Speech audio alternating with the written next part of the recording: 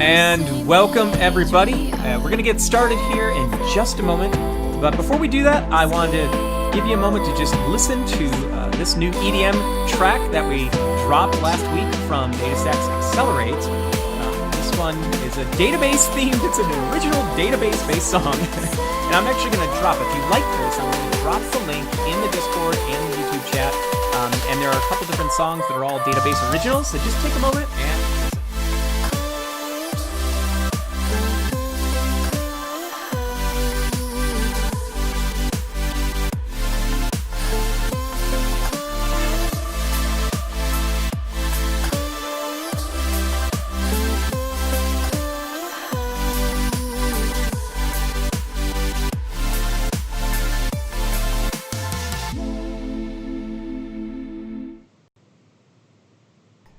And well, hello everybody. How are you doing? I got Cedric here with me, and hi everyone. Happy to be there. We've also been joined by Patrick McFadden today, our guest speaker. Mr. McFadden, you say hello everybody. Oh, hello everyone. I'm in the moon today. What's going on? Yes, Patrick is officially in the moon. And so welcome everybody to our Cassandra Workshop series, week number 5 for Cassandra and Kubernetes. So today we're going to have all sorts of fun. Not, if you think about it in the past weeks, what we've done, we've been building up this application. Now we're going to change gears just a little bit, right? We're going to start putting our Cassandra clusters in Kubernetes. This really hits on the cloud native way, like using modern orchestration capabilities and stuff to be able to launch clusters using something like Kubernetes. So we're going to do that today. And then we're going to kind of continue on this theme for the next coming weeks. So Patrick, you came on here as a guest today. You've got some things you want to say. What do you want to say to everybody? What do I want to say? What do you want to say this time? Yeah. Yeah. No, well, I mean, this is a big deal for the entire community right now. We've been working on this quite a bit over in the project. Kubernetes and Cassandra definitely have a strong future together, and with the operator project that we're working on, there's a lot of operators out there, but we want to do more inside of the project. But there's also a lot of stuff that's happening in Kubernetes, which I'm pretty excited about. Kubernetes has gotten to a place where it's pretty good for application infrastructure. There's a great community that's formed up. I would recommend everyone checking out. It's the Data on Kubernetes community. It's not a DataStax community; it's a separate one. But we're doing a lot to support it. I think this is the next big wave in Kubernetes. Kubernetes has got a good establishment, but man, we could take it a lot further. And so there's stuff happening inside CNCF. KubeCon is coming up here pretty soon. It's a virtual event. I'm doing a talk there. There's going to be a couple other things that are going to be happening. This is, and I would really love it if everyone got involved in the community, because this is where we do the best work, is when we create stuff together. Awesome. Well, thank you for that, Patrick. And we will see. Maybe Patrick will show up again a little bit later during the stream. And will I be in a moon? Well, it depends. It depends if you really want to be in the moon.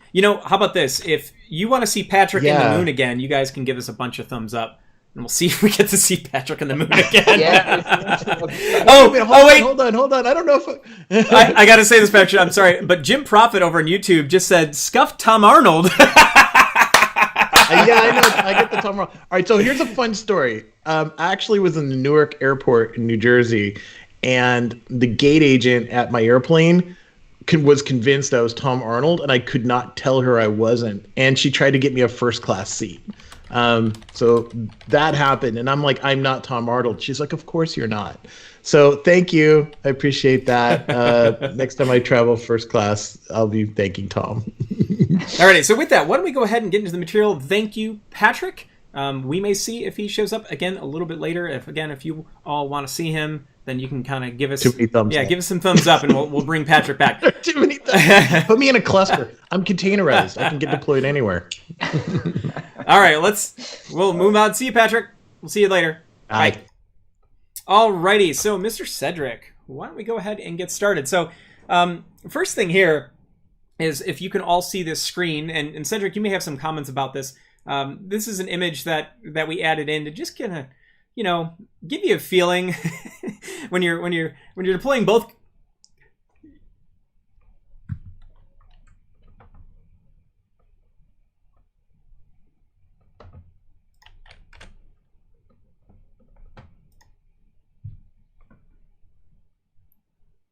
Yeah, so we are going to do this today. We are going to fly this ship today. We're going to do that all together. And as usual, we're supported by our whole cadre of our advocate and community team. I am David Jones-Gilardi, and we have Cedric Levon today. And as usual, though, we have all of those folks that you see are actually down in the Discord and the YouTube chats. Who has no audio?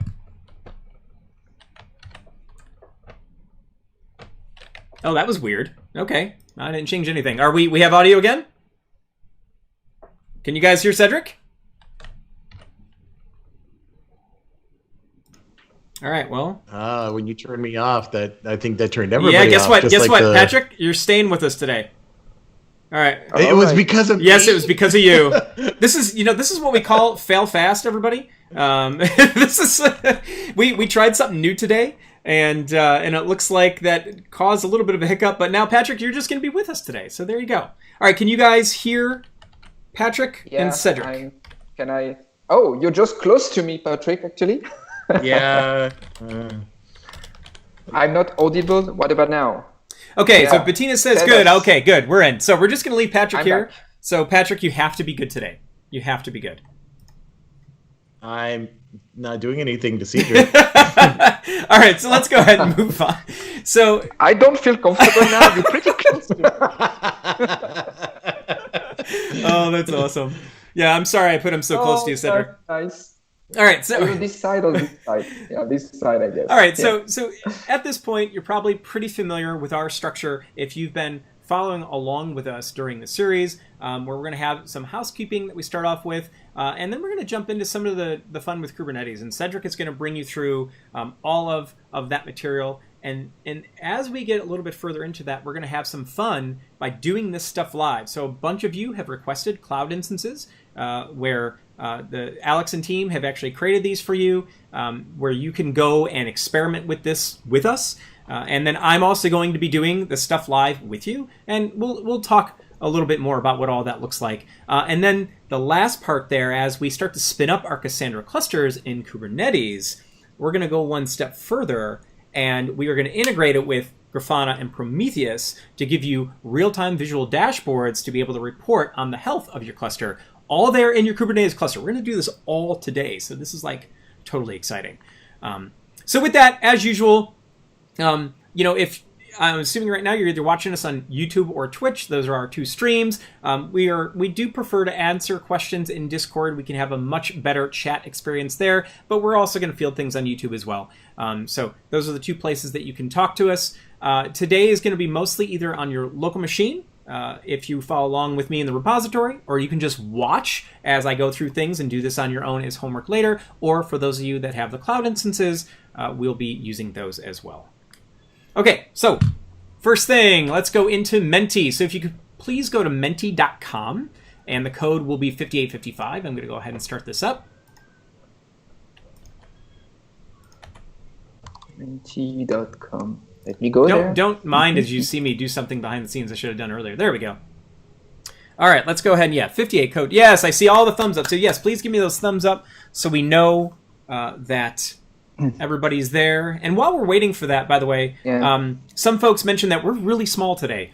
That's true. Part of the feedback, we've noticed that sometimes we block the material, and so we purposely kind of sized it today. So yes, we're very small, but we did it so we can actually fit in the material. So if it's too small, give us that feedback too. We'll figure it out. Yes, it's only a 4-digit code today, 5855. Yes, 4-digit. All right, I'll get a couple more going.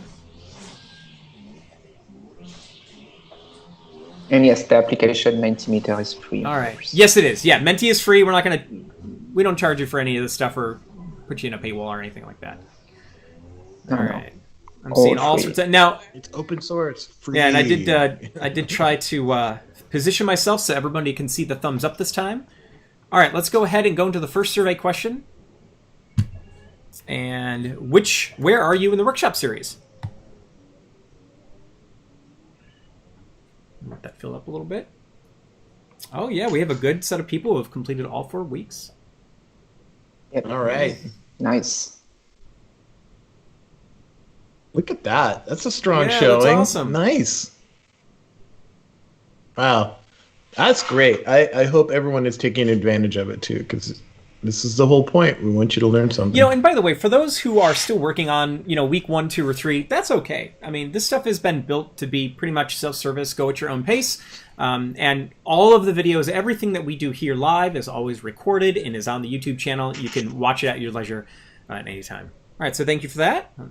Binge watch all the weeks. Binge watch it all Saturday. All right, going to the next one. How much experience with Docker?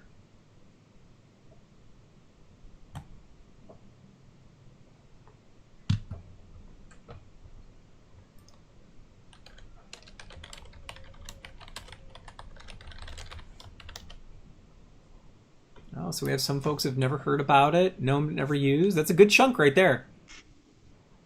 Yeah. Yeah, not that We're many. gonna make your use life a lot Docker every easier. day. Yeah, not that many people use Docker every day. Oh, you're gonna love this Yeah. then. Yeah. This is gonna be like the best kept secret you've never heard of. Yeah, I couldn't agree more, actually. All right, good. Once I learned about Docker, That's exactly, to that point, Patrick, I don't think, I would just go find systems, install them, do VMs, whatever. I don't use them anymore since I run my whole home automation network Oh, that's on funny. Docker now. All right, so I think that gives a pretty good idea. So it sounds like the majority of folks here really haven't had much experience with Docker. So we're going to have fun with that. All right, let's go into the next one. There we go. And then how much experience with Kubernetes? Now, I have a hunch if we have a lot of folks that don't have a lot of experience with Docker, I wonder what this one's going to look like. I expect us to be low. Yes, K8's, BJ, yes, K8's equals Kubernetes. Thank you for pointing that out. It looks like...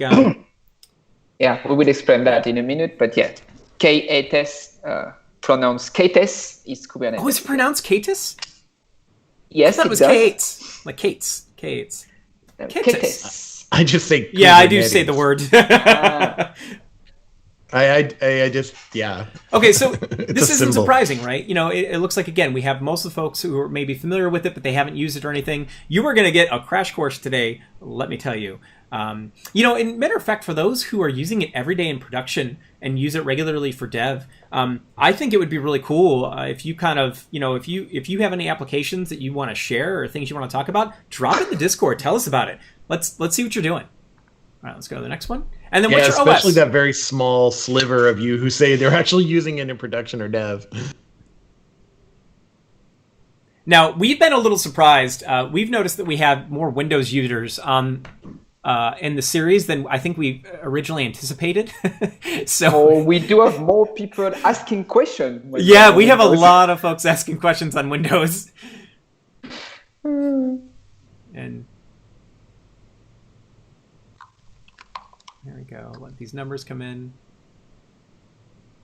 This means Bill Gates won. That's just, Yeah, so it's probably balanced. So we had a question.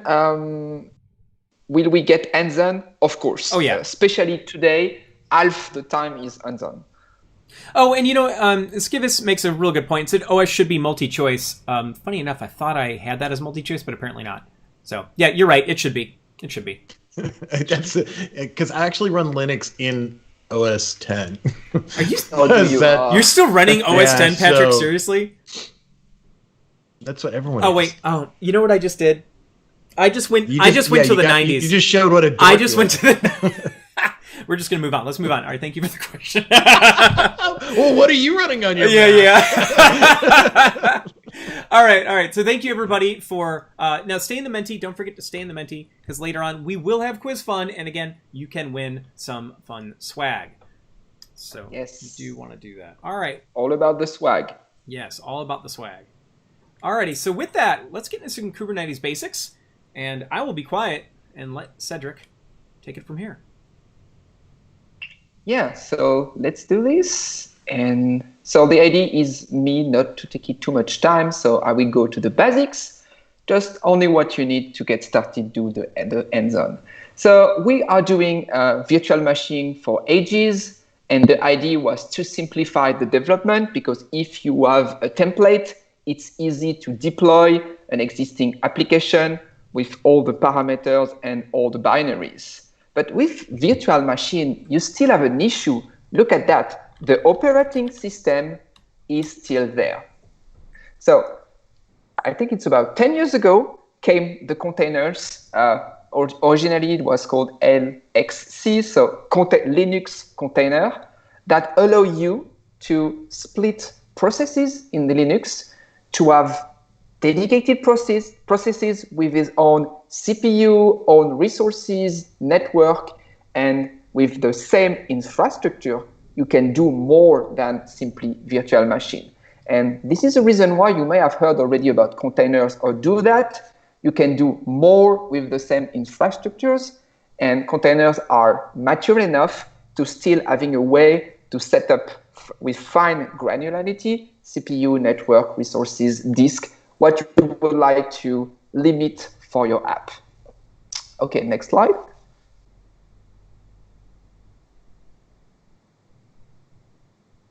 Can you go to Nick? Yeah, there was just some lag there, yeah. No, the YouTube lag. Okay, yeah, of course, as usual. Okay, so the most famous containers stack tools is Docker. Today we will use Docker. I think now it has win most of the competition. So in the Docker environment, first you do have a server, which we call Docker daemon. Okay. The Docker daemon have a REST API, and you will interact with the Docker API using Docker command. And Docker command is simply a CLI. Each time you type a command, you send a post HTTP request to the REST API, and the server will start a container for you. Okay, simple as that. Let's go to next slide for some more vocabularies, more keywords. All right, so this one seemed a bit complex. It's not that much. So I told you about templates right before. Well, templates in the Docker world are called images. Okay, you will pull, meaning download an existing image on a repository, like a repository of libraries you may use when you develop Java, Node, Python. You tend to download libraries. Here you download images, and then you ask Docker to start the images in the engine, and you will get a container. So the container is really something running based on an image, but the image itself is immutable. Okay. Today you will download image, start using Cassandra images. We won't touch the image. We simply start containers based on the image. And I should say in the coming weeks, I want to say next week, when we're building more and working more with the application, deploying that to Kubernetes, that we will create an image for that, if I'm correct from what I've picked up from Bettina and team. So we'll start to play with that a little bit next week directly. Yeah, totally. Today we are shipping Cassandra in containers and Kubernetes. Next week we will ship the existing application in the same Kubernetes cluster to have everything at the single place. Correct. Next slide. Patrick, you should sing during the YouTube. You have 20 seconds every time. Music. We are way too serious now. Okay. All right. So yeah, exactly. Yes. All right. All right. So Cassandra is available as a Docker image for, again, ages. I mean, for more than multiple years, you can have Cassandra in containers.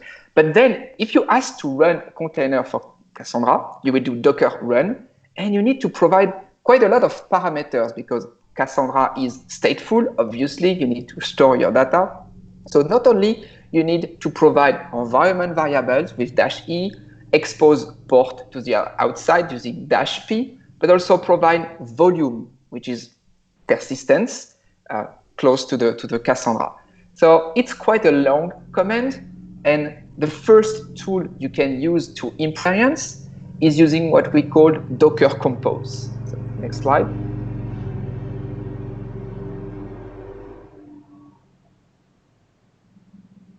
All right. So Docker Compose is the tool that will read a YAML file. Here you do have a YAML file, and it will instantiate some containers based on the value. So now you don't need to provide all the parameters in the command line. You simply say Docker Compose up-d, and it will start everything. But even here, you can notice that even for a simple Cassandra cluster with 3 nodes, we need to make the distinction between Cassandra seeds, which are used to bootstrapping nodes. Remember, week 1, DS201, you will learn about that, and regular Cassandra nodes. And so when you scale nodes or when you scale seed, it's not behaving the same. And also, you will learn that there is the 2-minute rules with Cassandra nodes. You don't want to start all the nodes at the same time. And this is the reason why in the command line, 4 lines before the end, we have introduced a sleep. If I want to scale my Cassandra node, I will have to sleep 60 seconds, then 190 seconds. I need to wait between 2 nodes to bootstrap. That's a Cassandra rule. So even with this very, very small YAML file, you might figure it out that deploying Cassandra in Docker has a lot of rules, and rules you need to know. What I do first, what I do next, what I need to wait. And so, next slide, Kubernetes will be there to help. Okay, so Kubernetes is really just there, is an open source, very famous system for automating deployment, scaling, and management of containerized applications. Whoa, what a big name. What does it mean? Yeah, maybe the next slide is better to understand what it does.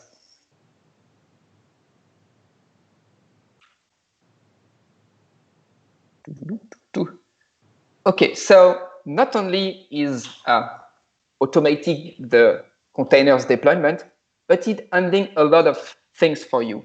The purpose of Kubernetes is really to deploy your whole infrastructure based on a state you provide. Again, it's a YAML file. You feed Kubernetes with this YAML file, and at each time, Kubernetes will check what is the current state of your system against what is the state you try to achieve. And if something missing, Kubernetes will do what it takes to make that happen. So if one of your containers just failed and it's totally down, and in your deployment file, you expect to have 3 instances of your container, Kubernetes will detect that and will spawn a new one to replace. And with this behavior, it handles not only start and stop the containers, but also do some service discovery, load balancing, self-healing, as I told you, storage when containers need some volume, then Kubernetes will help to mount this volume and handle how it works. Not go back to the small details. Let's see under the hood what is Kubernetes infrastructures. So next slide, please. Okay, that's just an overview for now. The idea is really to provide you the keyword to understand how it works. So in Kubernetes, you do have a cluster. It's a distributed system, so what a surprise. So the cluster is Kubernetes cluster. So next, there you will first have a master. And for Kubernetes, the master is also called the Kubernetes control plane. And this master will provide a REST API. Oh, that's really sounds like Docker engine providing also a REST API, right? And you would have 1 to multiple node or workers. And this is what I put there in green. So if you go to the next animation, you should see that in my Kubernetes cluster, I do have control plane and node worker. All right, moving on.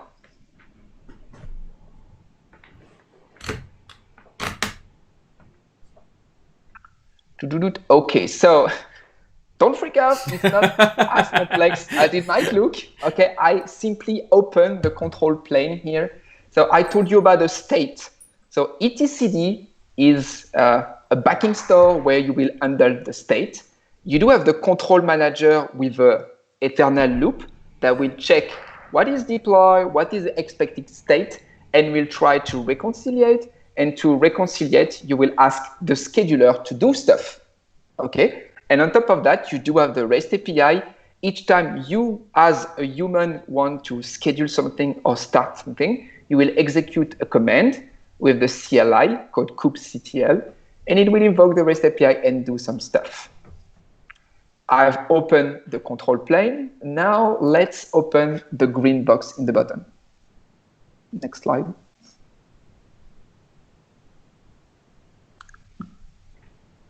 All right, here it goes. So now, again, it's not as complex as it might look. I love how each level it just goes deeper and deeper. Yeah, you know, boom, boom. And now I open the orange box. And now yeah, it's a Lego. It's Lego. Everything is box nested one to each other. So the workers or node, or even sometimes called minion, are where you will run your application. You can have one to multiple workers. Something to notice, we need one worker per Cassandra node when we want to deploy Cassandra. I just told you that now. We will come back soon with that. So you will need multiple workers to run your Cassandra cluster. Inside the cluster, first you do have the kubelet, which is the node agent, and the kube proxy that will use as a proxy between the node and the other node, and also the control plane. And it also reflects the service in the Kubernetes API. So each time you want to do something, you will invoke the REST API at the master, and the master will use the kube proxy to interact with nodes. Okay, this is how it works, how it communicates. Then what about containers? Well, inside a worker, you would have one to multiple pod. Okay, and a pod is a collection of containers. So sometimes people just don't realize this. They think that one container is one point. No, no, no, no. In one point, you will have one to multiple containers. And to be honest, today, you will have multiple containers inside a pod. So a pod is a collection of containers that can run on a host. Okay? It's created by clients and scaled into host. All right, I think I do have the vocabulary of the kube infrastructure. Let's move on. And we are moving on with something more logical. From physical infrastructure, we are moving to logical infrastructures. And this is the reason why we put master node at the bottom. Okay, now you don't really have to know where is hosted which pod. Kubernetes will do the magic for you. Each time you ask to a pod to start, Kubernetes will figure it out on which worker it needs to be.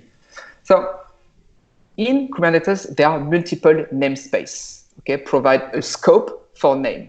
And this is a way to trigger a command against all the resources inside the same domain, the same namespace. So today we will create a namespace and we will do all operation inside this namespace. And when we are done, we can totally drop the namespace and everything will be removed at the same times. There are three default namespace when you start a blank new Kubernetes cluster: kube public, default, and kube system. And today we will work with Cass-Operator. So it has nothing to do with master and nodes. We will simply ask Kubernetes to create the namespace, and the namespace will live on all the PCs of the kube cluster. All right, let's move on for second kind of primitive. Yeah, that's really teaching in the beginning. Okay, second part is all about storage. Remember, I told you with the stateful container, you need volume because you need to save your data. Well, in Kubernetes, these volumes are called persistent volume.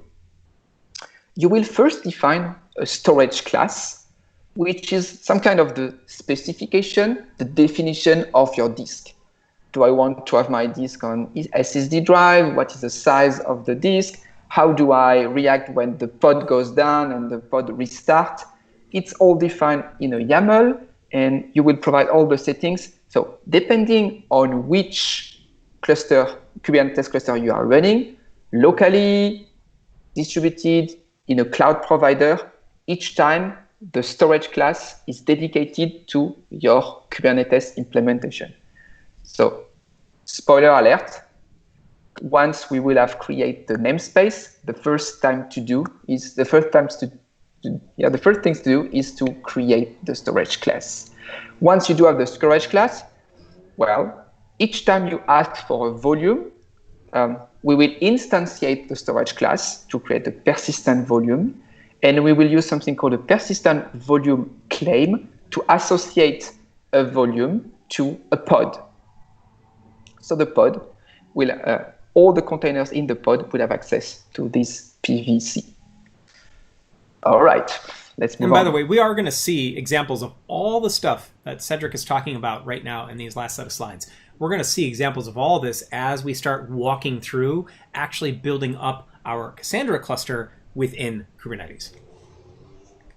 Yeah, I don't expect you to be the Kubernetes expert after 2 hours, but at least you get the glimpse with the vocabulary. We're not going to quiz you on memorizing all the stuff that Cedric just said. But yet again, you would have the slide in GitHub, so your job to just read that and analyze that. Okay, speaking of that, Kubernetes is open, okay, part of the CNCF organization, totally open. And what happens when something is open? Well, everybody tried to implement his own version. And look at that. It's just huge, so many ecosystem, client, way to start or stop the containers with containers D, multiple API, multiple backend. And I simply show you some theory. But each time let's say a control plane, there are multiple implementation of the control plane. So don't worry, today we're just scratching the surface and give you the proper keywords. And with that, next slide.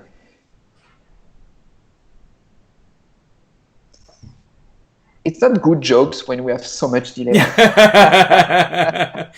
There you go. There's your replication lag from, if you ever wanted a good example of what it takes, like time in the wire, to go from the US over to somewhere in France. There you go. All right. So yeah, that was just a joke telling you are not like Neo. You go to the workshop, plug the cable on your brain, and you know Kubernetes. Unfortunately, this is not how it works. So let's move to the next slide. So for today, because there are multiple implementation of Kubernetes, we have to pick one and to help you to use one.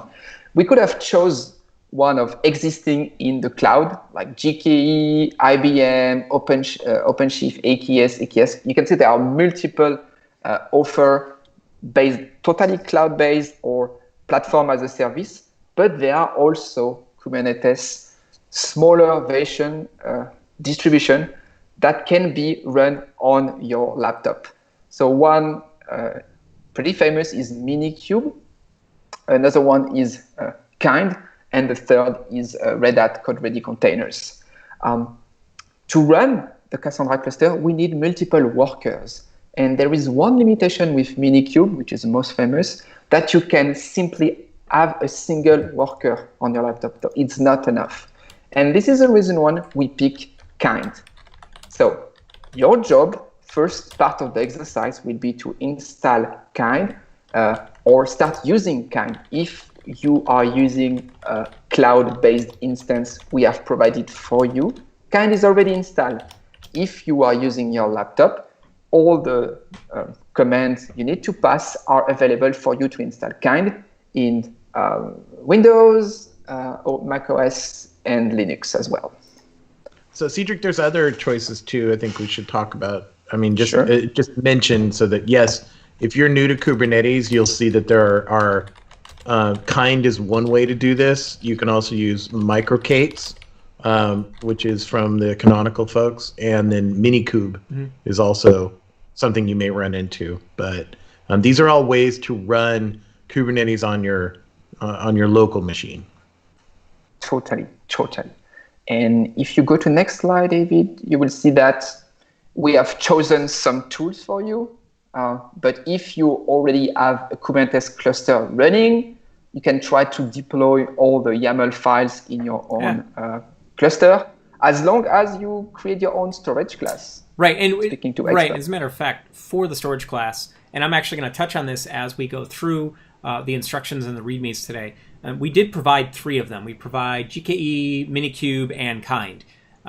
But yeah, to that point, if those of you out there, that number who are using Kubernetes in production or in development, if you have different environments, it'd actually be a really interesting data point, just to do it for us, to take the same stuff from the GitHub repository that we're going to look at here in week 5 and apply it to your Kubernetes cluster, your environment. That would be very interesting to see how portable is it really, right? Because it should be, but other than the storage class there. So that'd be very interesting to see if anyone gives that a shot. Yeah, now feedback. Yeah, and one limitation maybe would be the power you need to run the Kubernetes cluster on your laptop. Those things is pretty EV. So I would expect you to have at least two strong CPU and 2 GB of RAM just for Kubernetes. Yeah, at bare minimum. And where's that GitHub link? Well, we are, funny enough, Patrick. Where were you going ahead? Yeah, funny enough, we're no. Yeah, because right. Vikram asked in the chat, like, where's that GitHub link? And I'm like, funny you should ask. So we're actually going to go ahead and well, it's always the same every week. It is the same. So yeah, for those of you who've been following along with us in the series, the link hasn't changed, right? It is still the Cassandra Workshop series GitHub repo. We'll drop it in the chats for you as well. This is week 5, so make sure to navigate to week 5. But it is the same repo that we've had, and you'll see for this first exercise, this is the first place to start. So again, you'll see our Cassandra Workshop series week 5. Let me go ahead and just drop this for everybody, just in case you need it. Yep, and I think on this, I will let you drive now, David. All right. They let me drive. That gets scary. It gets scary when I drive. Okay, so here's what we're gonna do. So I am going to start bringing you through what is actually some of the homework, right? But we're going to talk about it as we go through.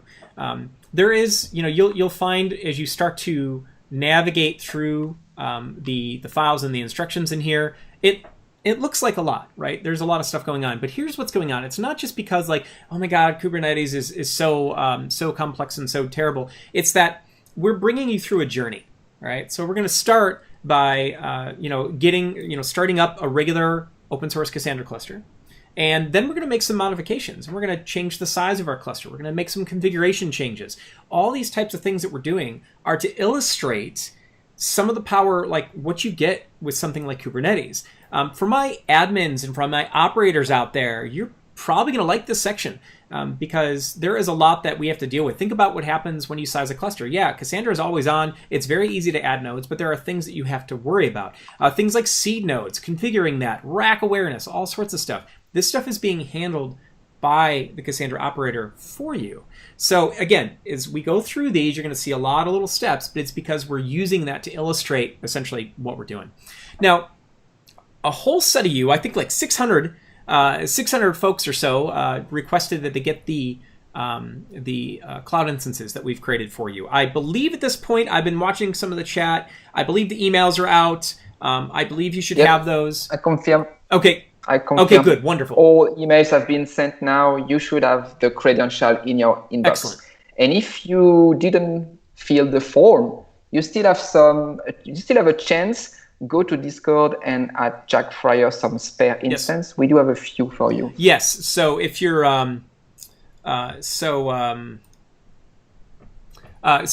if you do have a Windows machine, by the way, I just want to really point this section out at the beginning of the README, especially not just Windows, but like if you're on Win 10 Home Edition or on older laptops, you may not be able to install Docker, or you just simply might not have enough resources to try to do what we're doing today. We are going to spin up a full 3-node Cassandra and DataStax Enterprise cluster. As Cedric just mentioned, there are some base requirements for Kubernetes itself. So we do have those instances. If you did not request one and you're like, uh-oh, wait, I'm on Win 10 Home, or I've only got a laptop with 2 gig of RAM or something like that, go ahead and just ask, and we'll get you one of the instances. Okay. All right. So with that, what I'm going to do is in the beginning here, there is this whole section of doing things like installing Docker Compose, and all of that. I'm not going to do those here, right? Those take a minute. If you are going to do this locally, and if you're going to try to follow along, and you don't have things like Docker installed and such, feel free to go ahead and do that. Obviously, this is actually going to be part of your homework anyway. You may not be exactly where we are, or maybe you just want to watch. But what we're going to do is we're actually going to skip down to step 6, right? And this is actually after you've installed in kind. By the way, we have provided instructions in Windows, Mac, and Linux for all of the stuff there. So if you don't have Docker, if you don't have kind or whatever, if you follow the instructions for your particular operating system, you should be able to move along just fine. But I'm going to skip down here to right at 6. Now, for those of you who have the cloud instances that you requested, everything has actually been already done for you up to step 7. So you don't need to worry about anything until step 7. You should already have your kind clusters. All right, so first thing, hopefully, by the way, give me some feedback. I've tried to ensure that my terminal, like the font size, is big enough so you can all read it. Just let me know, though, if it's too small. Okay. Yeah, maybe you could. Do I need to already go bigger? Make it bigger, yeah, for the terminal at least, yeah. We'll just supersize it all. And yeah, the form should not be accessible anymore. We have created 600 instances a few hours ago based on the form field. So if you need one now, you would need to go to Discord and ask Jackfire for spare one. But we don't have hundreds spared. So first served. Okay, so what I'm essentially going to do is I'm just going to go exactly through the README. We're just going to follow along, and we're going to do this live. So since I already have kind installed, I'm going to just see this. Now, I have not created any kind clusters yet. I've just installed kind at this point. So if I start here at step 6, we're going to see now the first thing we want to do is we are going to create our cluster. Now, I'm going to go ahead and do this, and then let's take a look at the file. Let's just look real quick. This part is a little bit fun. Here we go. So you'll notice that all of these links that we provide, you'll see that these are coming right out of the repo, right? So for those of you who want to follow along locally, make sure at this point that you've already cloned the GitHub repo. I'm assuming that you've probably done this in previous weeks. If not, just as a quick reminder, if you go to the Cassandra Workshop series itself, the base Cassandra Workshop series here, and you go down where it says code in GitHub, you can either copy it, download it, whatever. But all of the files and everything that we're going to be working with locally are going to be there in your directory. So I'm going to go to set up your cluster, look at 01 kind config, just to give you an idea, because I like to put these things together. Set up your cluster, 01 kind config, and then bam. Oh, yeah. Go ahead. Yeah, go ahead, Cedric. Yes. Now, so I just had a couple of questions. What is kind? So we explained kind means Kubernetes in Docker. So this is a local installation of Kubernetes, simply put. Right. Okay, now one thing I want to point out, notice real quick, is I'm installing or I'm creating the kind cluster, okay, based off of this configuration file. So this is the file here that we're loading up here per the instructions. And notice what we're doing. We're defining the API server port, what the roles of the nodes are going to be. And what's interesting is if you take a look at what's going on in Docker, you're going to see that now that we've started this up, I actually have all the corresponding workers, control planes, things like that, right? I just want to kind of bring that together a little bit so you can see, oh, okay, I have this configuration file. I'm now applying that here when I create my cluster, and it is putting these things in place. So we've done this. Now, in each one of the cases, you'll see that this output I've got output here. It should look something like what you see there. Now, there are going to be some differences as we go through some of this, just because your local installation, there's going to be slight differences that show up. That's okay. The key thing is it should look pretty darn close to what you see there. Now, if I say get kind clusters, you'll see, okay, I have this cluster called kind Cassandra. Wonderful. And you could also get some other information about this. If you remember a second ago, we talked about the API at 45451, right? So you can see this will give us some of the information, a little bit more information about our cluster based off that configuration. And we'll see this in the expected output as well. And then last part, if I get my nodes. Now, by the way, notice, again, no one expects you to either know the kube control commands or memorize all these off the top of your head. I always recommend, if you are going to experiment with Kubernetes and do things with Docker and stuff, go read the documentation, right? But we've provided a lot here for you to kind of at least give you an idea of, well, how do I get started? How do I start querying things, right? You're going to start to see some patterns in some of the kube control commands and how you start getting data out. All right, so I've got my workers. I have my control plane. Let's move on. Now, for those of you who are on the instances that we created for you, the cloud instances, this is where you're going to start. All right, so first thing we want to do, and Cedric talked about this, is create a CAS operator namespace, right? So that's going to be important because it does help kind of keep everything in that we're going to work with for our Cassandra cluster in that namespace. And I should see that it's been created, and I do see that. Then also, as he talked about, we have a storage class, right? We want to take a look at what we have there. Now, this first one here is just the standard default that comes with you. But as Cedric mentioned, Cedric, I don't know if you have any more you want to say about this. When it comes to your storage classes, you do want to ensure that your storage class is configured properly for the system that you're on.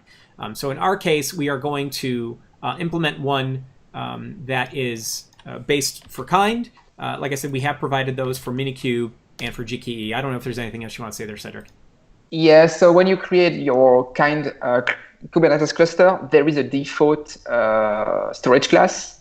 But what we did here is we simply replicate the default storage class in kind, because for the Cassandra cluster, we need a properly labeled storage class. So we simply duplicate the default one. Maybe if you open the YAML in the storage class, one thing to be aware is the starting policy. Which one do you want? Kind or? Kind, yeah, let's open the kind one. Yeah, but it's yeah, it's just blown that up. Yeah, that's it's waiting for customer consumer. This is what you need when you're working with a stateful app like Cassandra. Yeah, and as a matter of fact, I believe that's been pointed out here as well, right here, that when you're using Cassandra and Kubernetes with Cassandra Operator, that you need to use the wait first customer, not immediate, right? Because then they won't come up properly, apparently. And this is the area, too, that I was referencing. If you are using Minikube or GKE at some point, then we have provided some storage classes for you as well. So what we're going to do here is now we're going to take this command. We're going to use kube control again. Notice that we are specifying our namespace. And if I would use the correct key to cut and paste, that would help. There we go. Yeah, that's what happens when you don't use the right key to cut and paste. Let's try that again. Oh no, what's going on? Stop. Okay, yeah, so notice here that I am saying -n for my namespace. I'm going to apply this storage class to that namespace. I go ahead and hit it. Now I have the new storage class, right? It's actually that easy. And if I go ahead and take a look at that, you'll see now I have a new storage class named server storage, because that is how we configured it here in our YAML. And later on, by the way, you're going to see this come up when we're working with Cassandra, the Cassandra cluster. Okay, so at this point, you've got the initial setup going, right? We've got our kind cluster, we have our namespace, we have our storage class. And matter of fact, if you remember, going back to one of the slides that Cedric had, I want to say it's...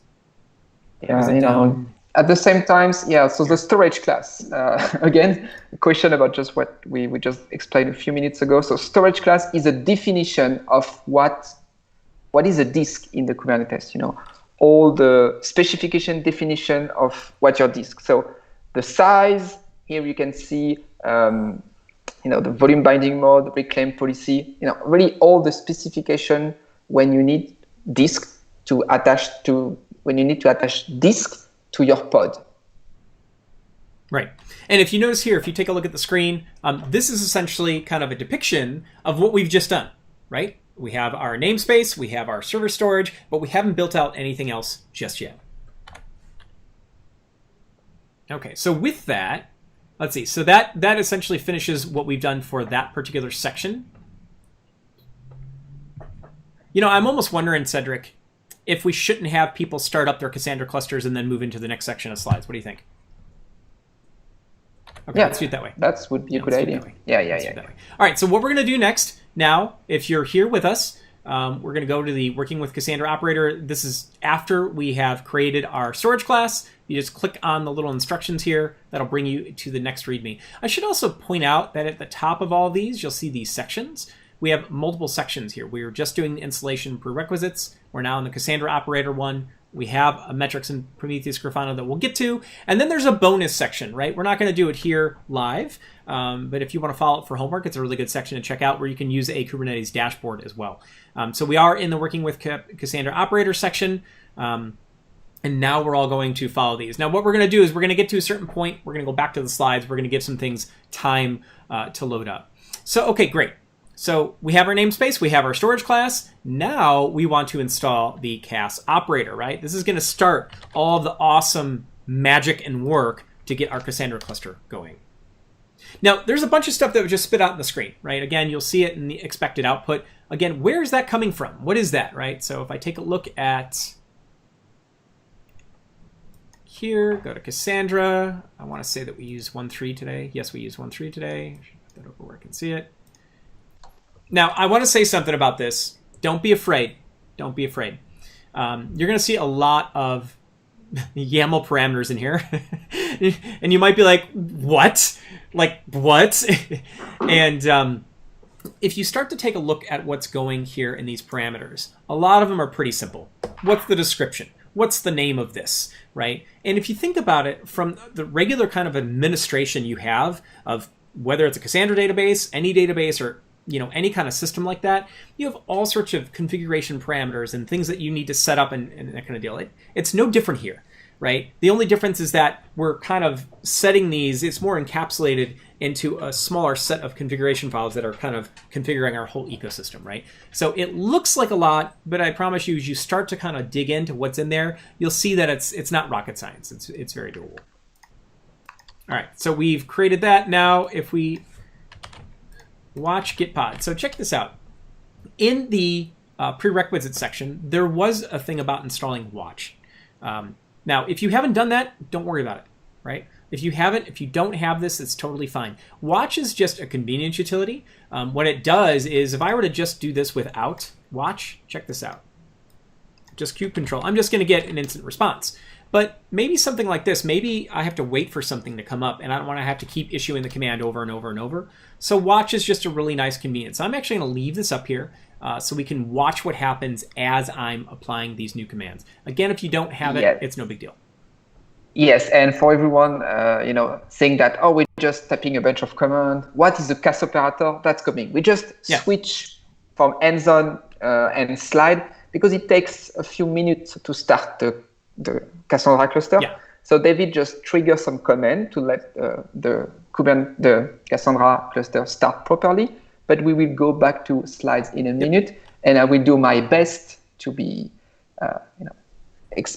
deep dive about what is the Cass operator. Yes, yeah, totally. All right, so for this next piece here, this is something I want to point out. Notice that when we did the kube control against the Cass operator and we said get pods, right? We see that we have this one here. Now, this is one of those areas where your name is going to be different from ours.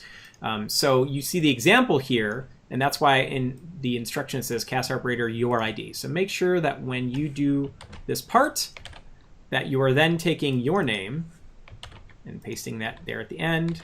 Of course, adding a space. Spaces are useful. Yeah. I love Erick RAMIREZ just, flooding the chat telling yes, the cloud instance will last for 24 hours. Because remember, we just started, I don't know, almost 1,000 machines for you guys. So yeah, we cannot let them fall. Yeah, I see. I wasn't watching the chat. Now I looked over and I see it. That's great. That's great. So Yeah. so now I just did essentially describe the pods that are in my particular Cass operator. And again, you're going to get a whole set of really nice output here. You can take a look at what, what's the various configuration, what state are they in, that kind of deal. Now, I'm going to kind of skip over some of these. These are just optional commands that we've thrown in here. And again, as I mentioned, a lot of this is very step-by-step, giving you these exact commands just so you get a feel for things. Again, this is part of the homework to kind of dig in and see what kind of stuff is available here.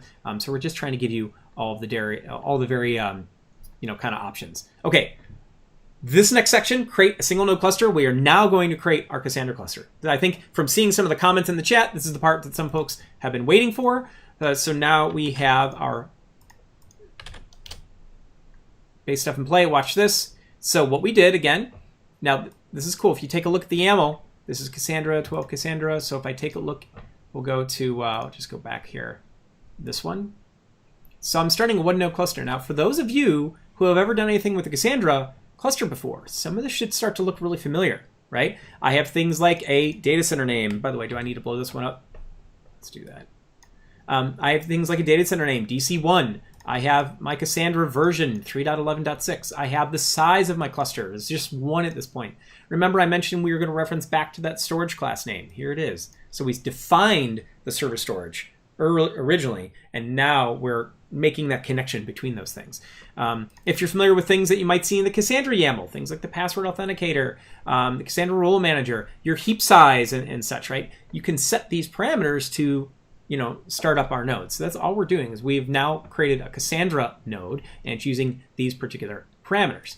And if you notice in my watch, I have this kube control, namespace, Cass operator, get pod. So we started a pod. This is where my Cassandra node lives. And now it's initializing. Here it goes. It's starting to run. And let me pull this back just a little bit. There we go. Right. We should get to a point where that says ready to.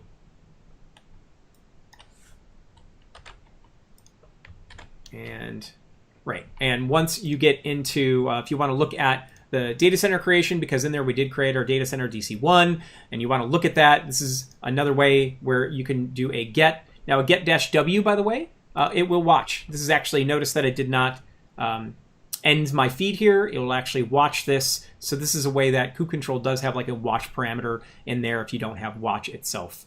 But this will let you essentially watch what is going on with the data center, its creation, and you can get more details. You'll see a lot of the get commands, describe commands you can use for that. And speaking of, here is describe. All right, and we're just waiting essentially for this last little piece. All right, while we're waiting for that, Cedric, do you think it's a good time to go back to the slides then? Oh yes, it's more than time because now people just freak out. There is they're like, "Wow, what are you much stuff you are doing? You're just throwing all this stuff at us." Yeah. All right. Relax, everyone. Yeah. David just, I really appreciate that everyone is trying to learn this. It's clear that there's a lot of folks that don't know anything about Kubernetes, but it is the future. Yep. Yeah, and I want to, one thing to point out before, because Cedric moves on, right, is that, if you've ever managed a cluster or a database or something like that, apparently I have my Slack notifications on, so be nice, team. But for, anyone who's ever administrated a system before, any kind of database, you have all sorts of configuration parameters, all sorts of things you have to worry about. Think about hooking up your application over some network infrastructure that's there. All this stuff that you have to do in your IT teams, it's all being done within Kubernetes, right? So just kind of keep that in mind for a moment, and you're going to start to see as we do things like change the size of our cluster and change configuration parameters, once you have this up and going, how much easier it is to do it this way than it is to do it yourself manually. All right, I'll be quiet, Cedric, go for it.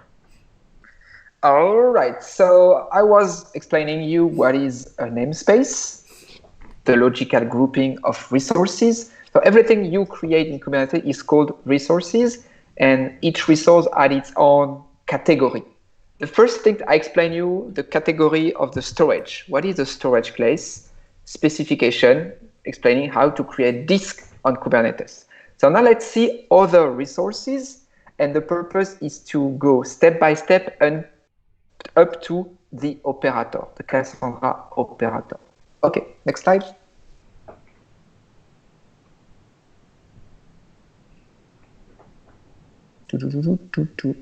Okay, so when you create a distributed system, you can either use a primitive called replica set, which is, I want 3 containers of these stateless containers. So I want 3 instances of these stateless application, like a web service.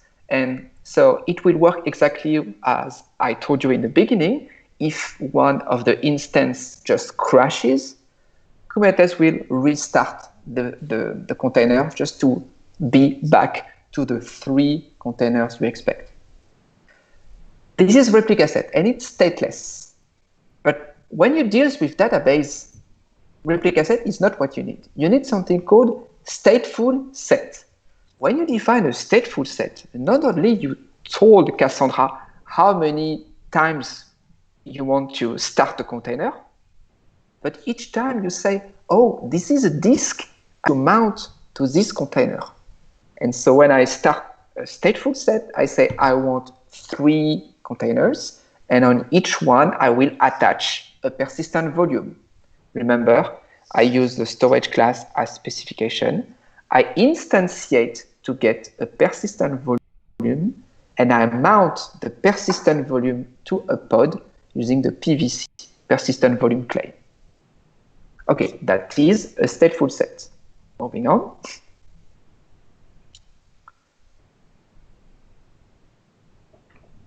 Okay, waiting. All right. I think I go with the animation. I won't go too much into the detail with this one, but you need to understand that Kubernetes cluster is kind of a black box, and all the workers are isolated. And if you want one node to communicate to other, you need to create some names, abstract names. And those are called service.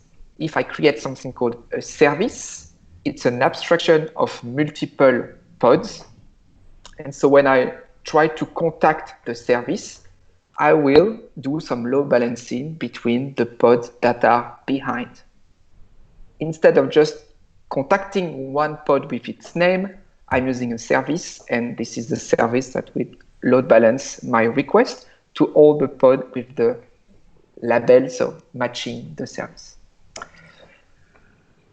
Ingress is a way to open a cluster to the outside. This is exactly what we will do next week. So I won't go into the detail. We don't need ingress. So let's move on. That's enough stuff for today. I'll also have a blog post on that next week as well, Cedric. So there's going to be a lot of resources coming on that. Yeah. A blog post on Ingress, or what's the blog post on, Patrick? On service mesh. Oh, cool. Yeah. More information. Okay.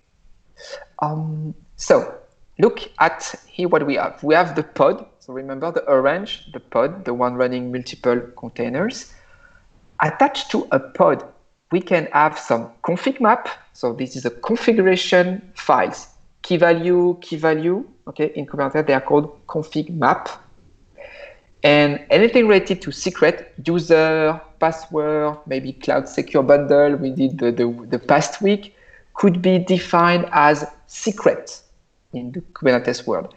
So when I will create a Cassandra node, not only I need to have the storage, but I also need some config map to provide all the parameters needed to start Cassandra, and some secrets to have user and password already there.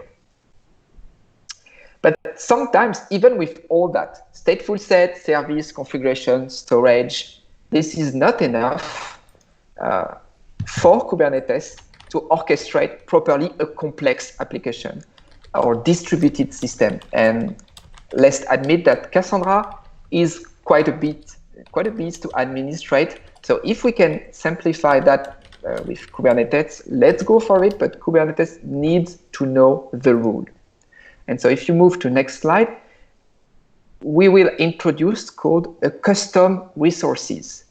When the default resources are not enough for you to explain to Kubernetes how it works, you need to create something custom resources. So here, look at the spec block in the YAML.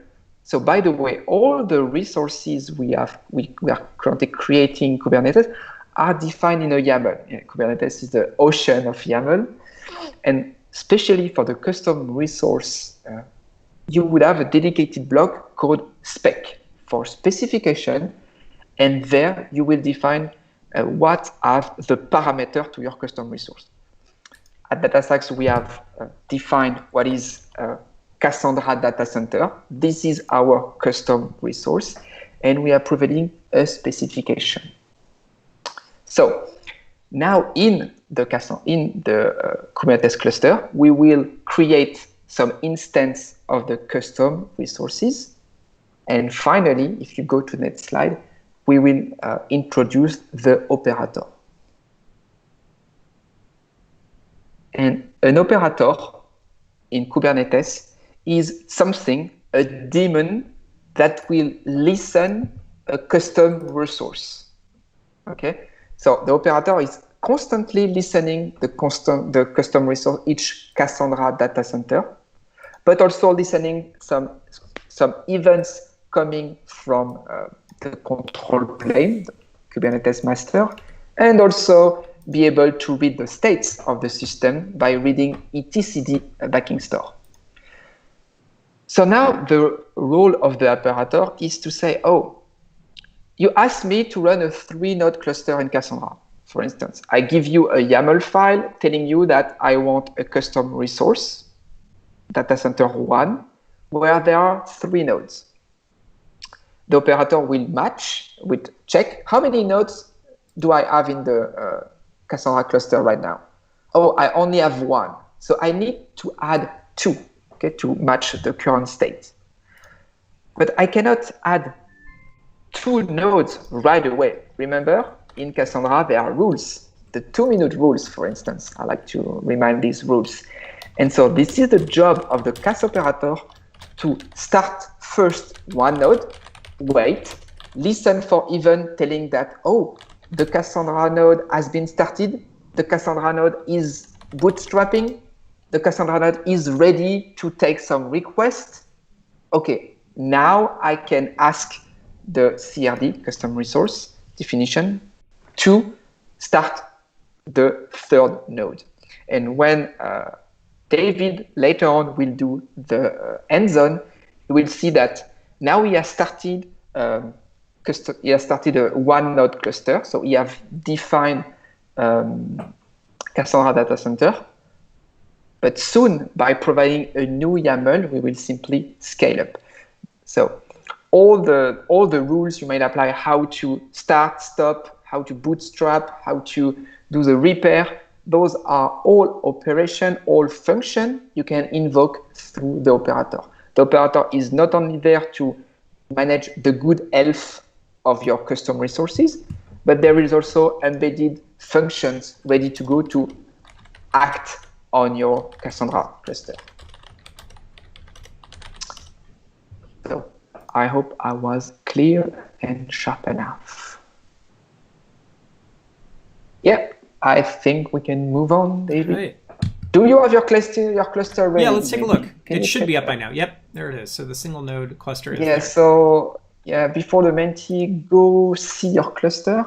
And with get pods and describe and everything, show people what you got there. Where is the Cass operator? Where is, all pieces that I just described. Right, so we have, To make things easy. yeah, so we have the get pod, right? So we've got our Cass operator that we created originally, and then here is our single node that is in fact ready, right? If I were to go ahead and use the describe again. Now, just to point out, we do say this, by the way, in the README, you'll find that we sometimes reference CassDC as compared to the Cassandra Data Center. There have been some shortcuts that were put into the configuration. That's all this means, but it's all referring to the same Cassandra Data Center that we created. So I've got this command here.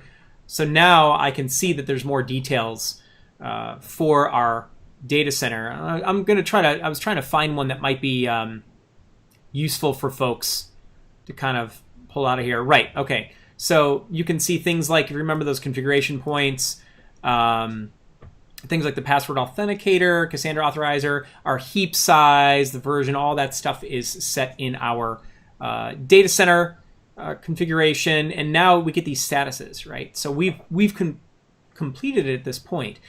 So we see that we have our pod with our Cassandra node running, and we'll see we get these statuses using the describe command. All right, so now I'm just scrolling down. By the way, I did see some questions on the installation for things like Windows, the prerequisites. Now, if you remember in the very beginning, I skipped over a section. So I'm just going to go back real quick because I want to make sure folks are on the same page. So in the very beginning, if you go back to week 5, notice where I'm at. I'm at Cassandra Workshop Series, week 5. That's where we are today. The very, very beginning, boom, this section, installation prerequisites. So for those of you who are installing local, if you have a cloud instance, you don't need to do this. This is actually part of the reason why I skipped.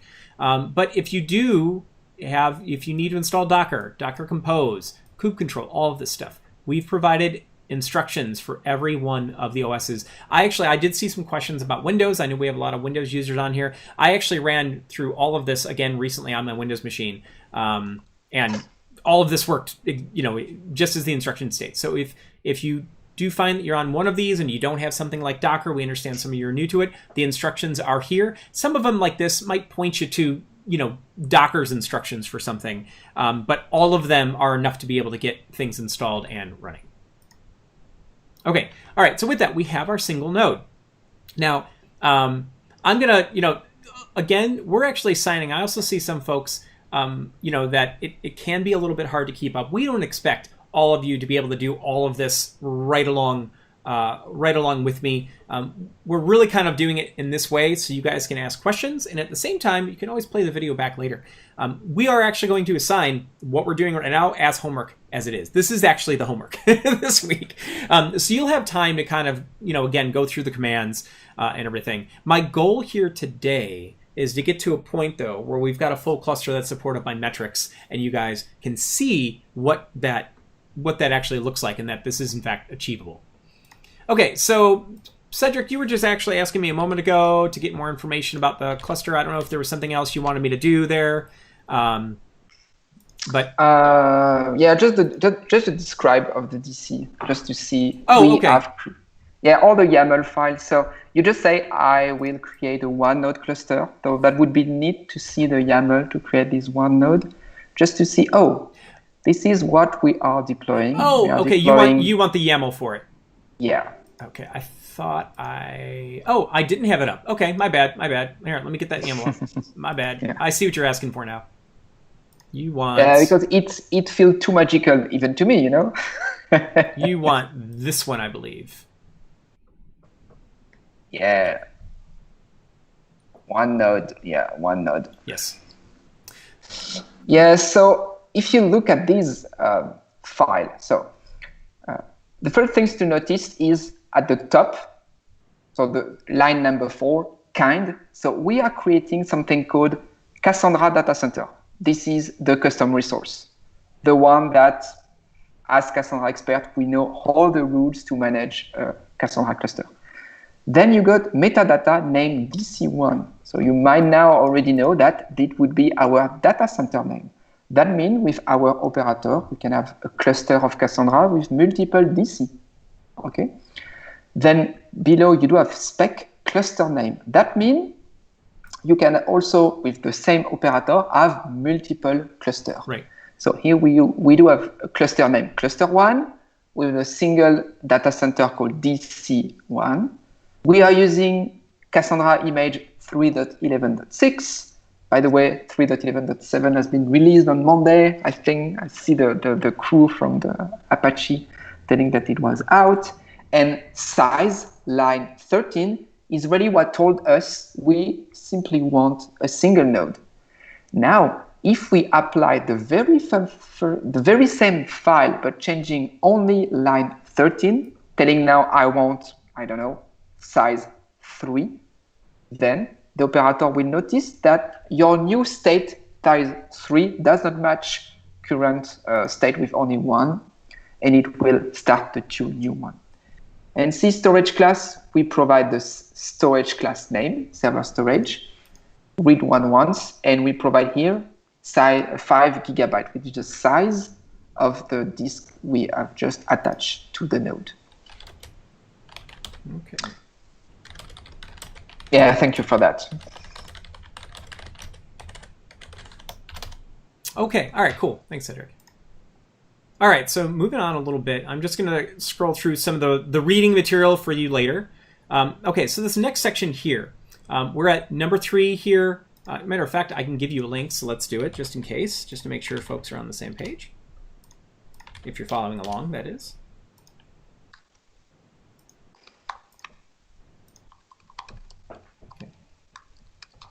Okay, and one thing I want to say, we are seeing some requests that are coming in from folks to maybe keep their instances, their online instances, the ones we created for you, for longer than 24 hours. If you have, or if you do have that request, I'm going to drop an email right now. Aleksandr VOLOCHNEV, go ahead and email Aleksandr VOLOCHNEV, or Alex, if you do need a cluster that would stay up, need an instance, a cloud instance that'll stay up for more than 24 hours. Yeah, we do have a lot, as was mentioned before. We are creating like 1,000 of these, so it's a lot of stuff for us to be able to keep up indefinitely or anything. But if you make that request, we'll try to make things happen for you. Okay, so in this next section, we're going to do something really cool. Notice here, Cedric talked before about secrets, right? So I'm going to use kube control again with my namespace, and I want to get the secret for the cluster, the cluster 1 super user here. So when we execute this, and I did already put it on the screen, that is the same command I have here. The two things I really want to point out are this password and the username. This is the password and the username that were stored in the secret. Now these are base 64 encoded, right? So if we want to find out, if we want to decode them, we can use a command just like this. Now the cool thing is this first one, since the username that we're going to use for our Cassandra cluster is the same no matter what, you'll see that matches here. If I go ahead and base 64 decode that, really, I get cluster 1 super user. Wonderful. But what about the password? Well, for the password, what I need to do is, if you notice this command, this is one of those cases where if you just copy what's here, you're going to get a different password than what your own system is showing. So if you just say echo, you grab the password that we got originally when we pulled out the information from the secret. I go ahead and paste that in, and then I'm going to decode that as well. Base 64.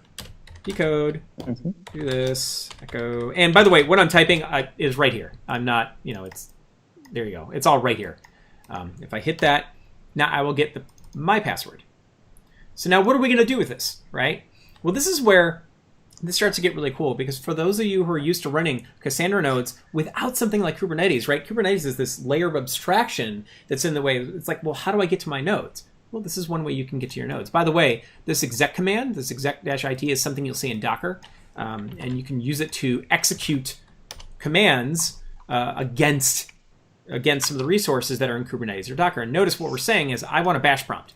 So notice what just happened here. I just actually came in as a root user to my node, to my pod that has my Cassandra node. I'm now in a bash shell with that, and I can use this now to do things like, say, run node tool status. And again, for those of you who are used to running Cassandra clusters yourselves, you should be familiar with node tool, right? So right here, I'm at the very prompt, and I have access now to my node, just like I would if I had done this directly on my system or on some system, as compared to being within Kubernetes. And you can see that I do have one node here that is up. And David, go ahead, Patrick. Here's something I would add into this is that it's really an anti-pattern to go into the shell of a container. There are some things you may need to do, but the way containers are supposed to run is that when you set them up and run them, you don't have to interact with them. They should be ready to go from setup with the ports and the storage. This is a good example, but I just want to really be clear. This is not, if you're shelling into a container, you should stop and ask yourself why. Yeah, no, thank you for making that point. That's a very good point. Okay. Yeah, yeah, I would jump in just because you just stopped. Speaking of the cloud instance, so remember we have started 1,000 instances, and obviously we cannot keep 1,000 instances running. So if you want this instance to last longer than 24 hours, send an email to aleksandr.volochnev@datastacks.com to make your instance live a bit longer. Okay. We cannot let 1,000 instances, which, quite powerful to run all that stuff, last for 3 weeks. Cool. All right. Thank you. Thank you. All right. So the next part, now that we are in the anti-pattern bash prompt, the next thing we want to do is we want to actually see the, what's going on with our nodes. We want to do something with our database, right? So notice here, I'm going to use SQLSH. Now, the key thing is to notice that username is the cluster1 super user. Again, that was base 64 encoded and the value that we saw up above. But then this password. Now, again, this password is going to be the password we decoded on our local instance. So what I'm going to do is I'm going to grab the stuff before the password. And then, if you remember, up here, I decoded the password from my secret. So I'm going to grab that. And now I should have a SQLSH prompt. Right? So I'm in the database at this point. So for those of you who've been following along with us from week 1 on, and we've gone through some of the Cassandra fundamentals, you've already experienced what it's like to be in the shell. So you'll notice we have some commands here. First one is we're just going to go ahead and create a key space called killer video 1. Now, by the way, I do want to point out that notice I am copying. In this case, we usually give you these blocks that you can just cut and paste directly. But in this case, we actually left these little pieces in here so you kind of know where you're at. You know which shell you're in. You'll see where this comes into play. So just make sure that you're copying the stuff that is after the character here. All right, let's see this. So notice all I'm doing is creating a key space, killer video 1, with my replication to DC1 and 1 node. Done. And then if I describe that, oh, whoops, my bad. S. There we go. Now you can see I have a killer video 1 key space in all of my key spaces. Then if I go ahead and use that, right, so now I'm switching into that particular key space, I want to create a set of tables and insert some data.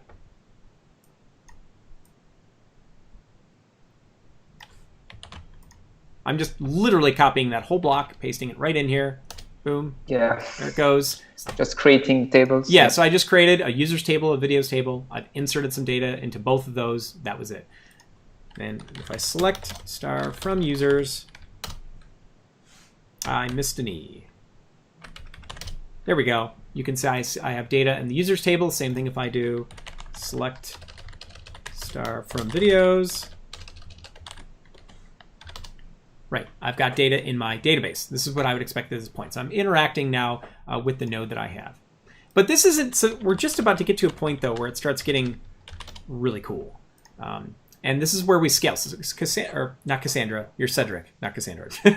Cedric was talking about earlier how we have this configuration point, how we set in our data center configuration that we have a size of 1 node. Now this, to me, is where we start to get into some of the really cool stuff with Kubernetes and what you can do with it and why it's so powerful. So what we're going to do here is this next command, this diff. Notice what this is going to do. This is actually comparing 2 of our YAMLs. So I have one that's 1 nodes and the other one's 3 nodes. Now check these out. So even though it shows us what the difference is right here, that's what the diff is doing. I just want you to see this to make that connection, right? So here we're looking at cluster 1 nodes. I have a size of 1. And if I go back to cluster 3 nodes, the only difference is the size is 3. All the rest of the configuration is the same, just the size of 3, right? So now what I'm going to do is I'm going to apply it. Notice that as I go to apply this to cluster 3 nodes, watch what happens up here. Watch up here. Boom. 2 nodes, 2 pods actually just got added, right? Now those are actually going to not just start up 2 more Cassandra nodes, but my seeds are being handled, bootstrapping is being handled, all of the normal things that from an administration standpoint that you would have to do, that's being done. Networking, all of that, that's all being handled. So this now really starts to get into, you see, it's like, oh my God, I see all these, YAML hell and Kubernetes and all these configuration options. How would I possibly know what all that stuff is? This is too complicated. And like I said before, we're really encapsulating the same exact kind of configuration points that you would have anyway in your cluster, in your regular Cassandra clusters, and you're just encapsulating them in the YAMLs and such. But then you get so much more power because of the flexibility you have to not only be able to size up and size down your cluster on the fly and let Kubernetes do its thing, but something else that Cedric mentioned earlier, if you have a pod or something like that, if you have a machine die or something, Kubernetes will automatically heal that for you, right? There's all sorts of power you get out of starting this particular base. Now, Cedric, I think while we're waiting for these to come up, because again, these are real Cassandra nodes, they do take a minute, this probably is a good time to go to the MENTI, unless you wanted to take a different direction here. No, I don't have any questions, especially on the chat right now, so I feel that's time to All right, let's do it. So I'll give everyone a moment. For those of you who are following along, if you've gotten to this point and you have your 3 nodes going, again, it's going to take just a moment. So that's why I'm just going to give you a moment, and then we'll go into the MENTI, and while we're doing the MENTI, we can let this do its thing.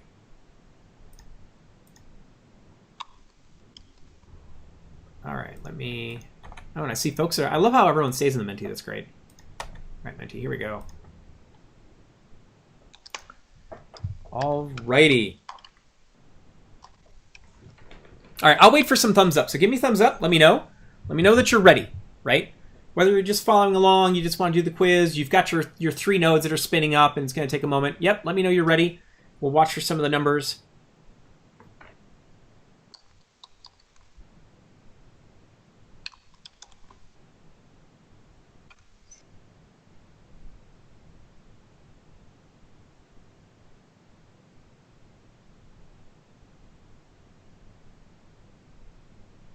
Oh, I see a question while we're waiting for folks to get into the MENTI. I see a question from Sterlini. We applied a YAML for 3 nodes Cassandra, but it's only creating 2 pods. Is it because the seed node already initialized? Yeah, we already had 1 node. We already had 1 in place. So we only needed to add 2 more on to give us the total of 3. Yep. Now, I see another one from Kieran. Maybe, Cedric, how do the seed nodes get updated? Well, I mean, I would think that at first, you've already got your seed. Your initial node's going to be a seed. Yeah, I think the operator will mark a Cassandra node as a seed for each rack. That's right. As we did not provide a rack, we are using a default rack. So all the nodes are in default, and this is why you do have default in the name of the STS and all the resources you are created. And so when you add 2 more nodes, the nodes will know what are the seed using a dedicated Kubernetes services. This is what we call headless services. It's some kind of label on top of seeds. And if we need to scale seeds, it's also done by the operator.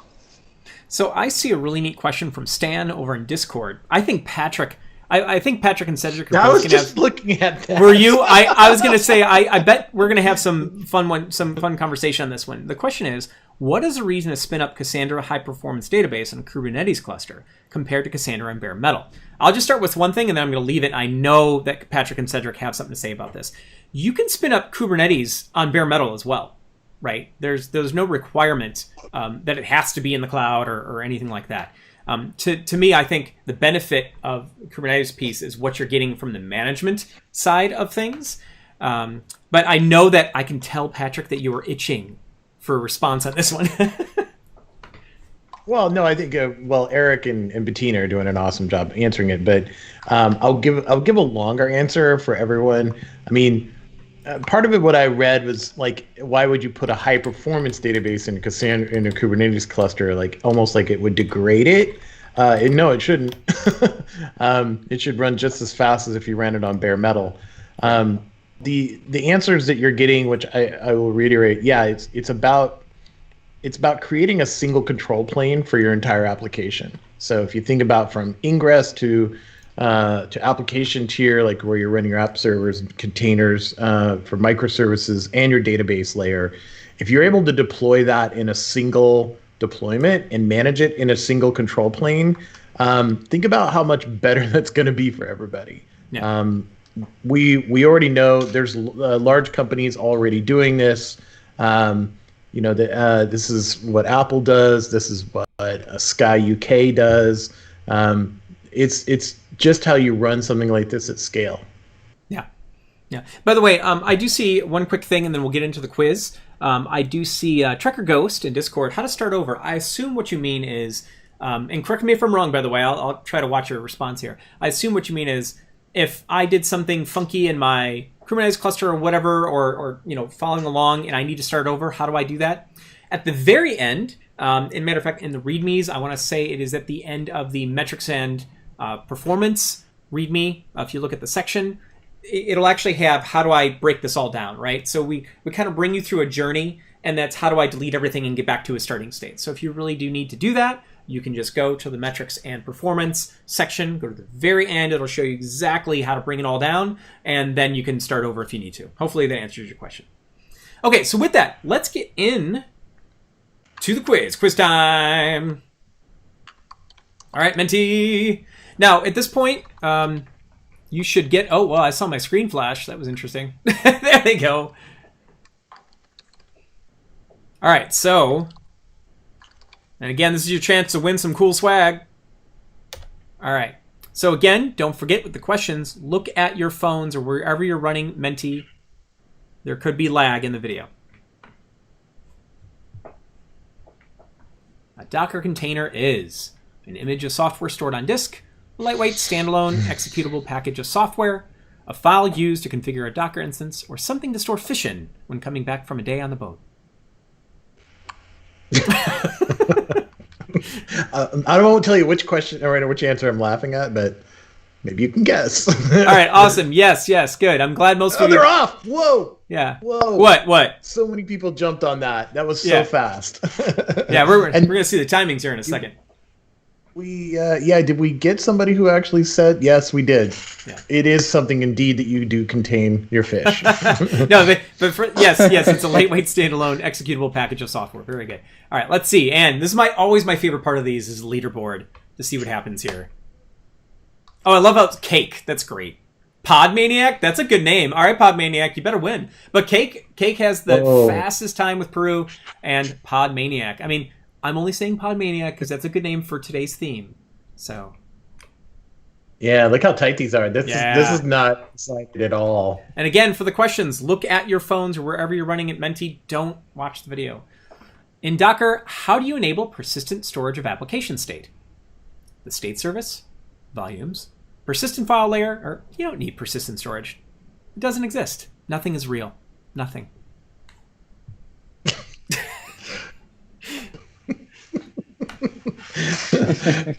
Yeah, we enjoyed creating those quiz.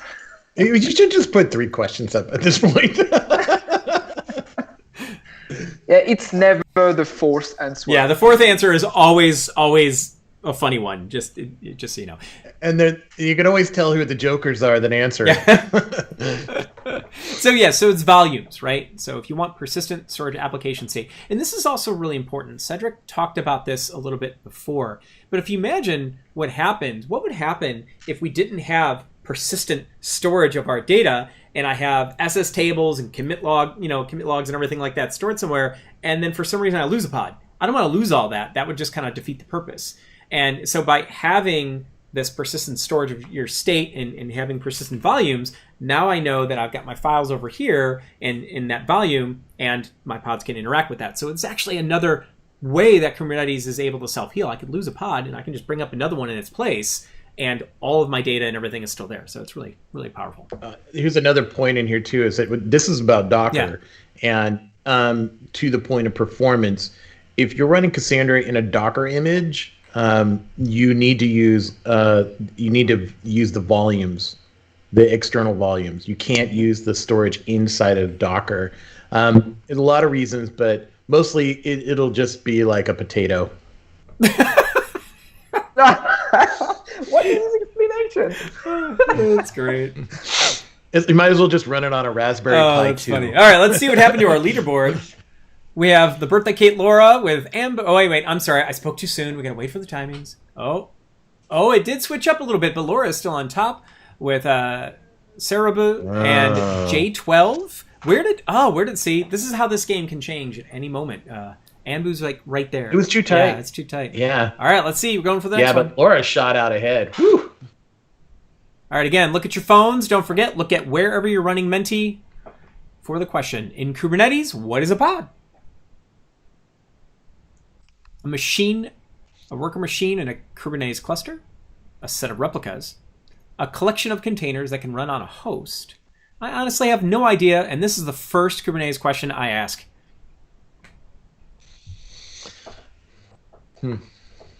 So pick from one of the three. Yeah, pretty much. Yeah, pretty much. Awesome. Woo! Yes, it's a collection of containers that can run on a host. I am actually really happy about this because Kubernetes is not one of those kind of technologies that you can just like jump into in an hour and know it completely. And everyone's doing a great job of, I'm glad that so far the majority of folks are getting it right. So yes, it is a collection of containers that can run on a host. And some of those questions are a little tricky, but almost right. Yeah. Or the answers, I'm sorry. Some of those answers are almost right. Like a set of replicas, a worker machine in a Kubernetes cluster. They're almost right. We try to be tricky. Maybe too tricky, but, we try. Yeah. All right, let's see what happened here. Dun, dun, dun. And? Did Laura hang on? I don't know. I hope. YV. Or you? YV. But Laura's right there. Laura's right there. Laura, you can still do this. I'm not biased. Still in the game. But now, now we're just rooting for you. All right, and J12 as well. J12 is right there. Okay. It's going to be a photo finish. Next one. In Kubernetes, what is a service? A program that runs in the background. A policy that describes what net traffic is allowed for a set of pods. A named abstraction that defines a set of pods. Or something you order in your room at a hotel.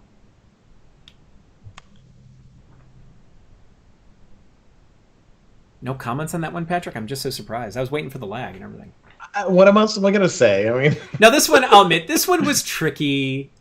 This is one of those questions that is it's close. Like those are close, but yes, it is a named abstraction that defines a set of pods. Yeah. And I'll tell you, once you start working with services a little bit more, especially when it comes to say like exposing ports and such, I think it'll become more obvious of what that is and how it plays in here. But yeah, that tells us right there, though. I see that kind of spread, and that tells us maybe we could do a better job of defining that for everybody. It tells me that there's a lot of people that are angry. Right now. They tricked me. That's great. All right, and let's see what happened on the leaderboard. Dum dum dum. I always get we need suspense music here. Oh wow! It's just. We've got this battle going on in the top three here. Oh man, it's so tight right now. Woo. I think last week somebody win by one point. Geez. The DataStax Kubernetes Kubernetes it's all about operator. The timing. You got to be fast, right? The DataStax Kubernetes operator for Apache Cassandra describes what network traffic is allowed for a set of pods, represents a customization of a particular Kubernetes installation, automates deploying and managing open source Apache Cassandra or DataStax Enterprise in Kubernetes, and is so wonderful. Oh my God, I thought you'd never say so. I don't even get that one. That fourth one, it's like, huh? What DataStax created the Kubernetes operator, and do I have to explain the joke, Patrick? That means I'm sorry. Makes it terrible. Okay, let's see how many people can give a thumbs up if that's a terrible joke. Anyway, yes. It automates deploying and managing the open source Apache Cassandra or DataStax Enterprise in Kubernetes. Hey, I don't see any thumbs up, so apparently it's a funny joke, Patrick. All right, let's see what happens. Yeah, they're not paying attention to you anymore. They want to win the quiz. All right, let's see what happened here. Ooh. Whoa! That was close. It's going to be the speed. It's going to be Laura's the fastest. Yeah, Nice. Suraba. Yeah, very good job. So for the top Surab, 3 folks, congratulations. yes, Nice congratulations. Make sure to reach out to Jack Fryer if you're one of the top 3 folks to get a nice swag box. Alrighty, so with that, let's get back. Poor VJ. I finished 52nd. Oh, I love all the hearts, by the way. Thank you for the hearts. everyone. Yeah, I'm sorry, Hearts VJ. are wonderful. Next time. Oh, VJ was right there? I didn't see... Oh, no, Yeah. really? I know, VJ, you're just... I think your numbers are going up every time, so that's good. But those were hard. Those were all hard, so awesome. Yeah, just maybe practice at home, hit some punching bags or something. Use Create your some thumbs MENTI on your faster. own. All right. So moving back over to what we're doing here. Okay, so notice now we have our 3-node cluster. Yay, that's really cool, right? So again, we were able to just change one configuration parameter in our YAML and apply that real time, and Kubernetes actually went round robin, went and replaced all of those. Actually, I'm sorry, not in that case. It just added the 2 nodes on, bootstrapped them, did the whole deal there.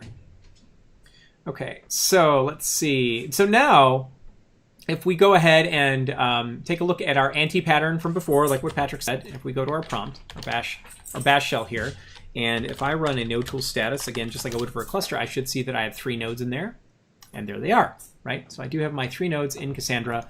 And again, all networked in everything. Now, what I'm going to do, I'm looking at the time. We've got roughly 20 minutes left, right?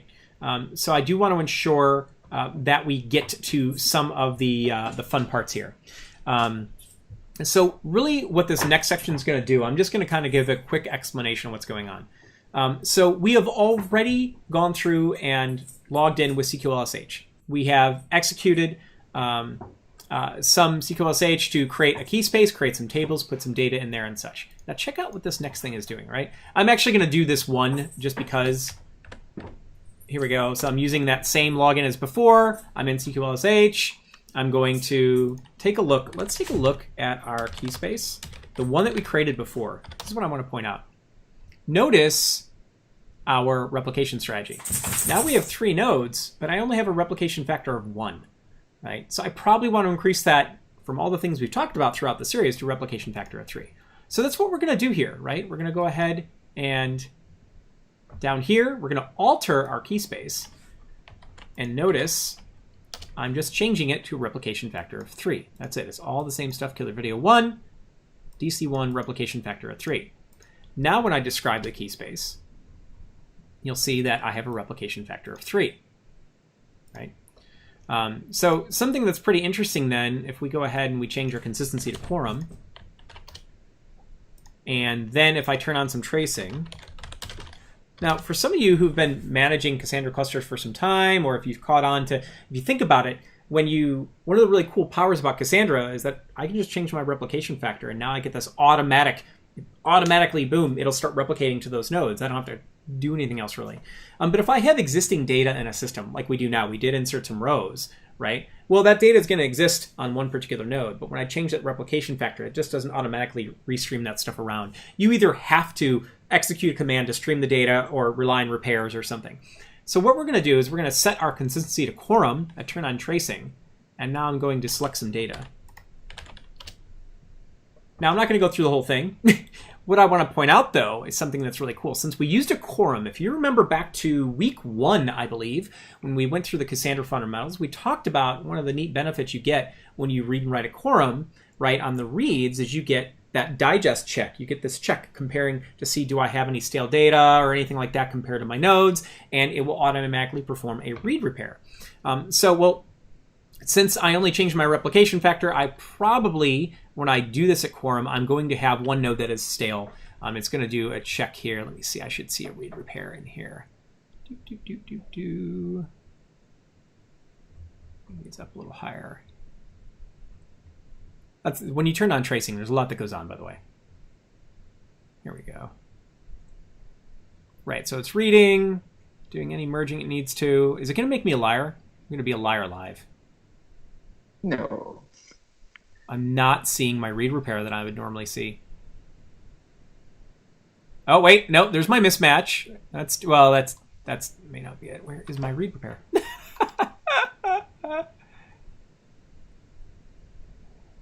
There's a lot in this trace, though. I'm somehow not seeing the read repair.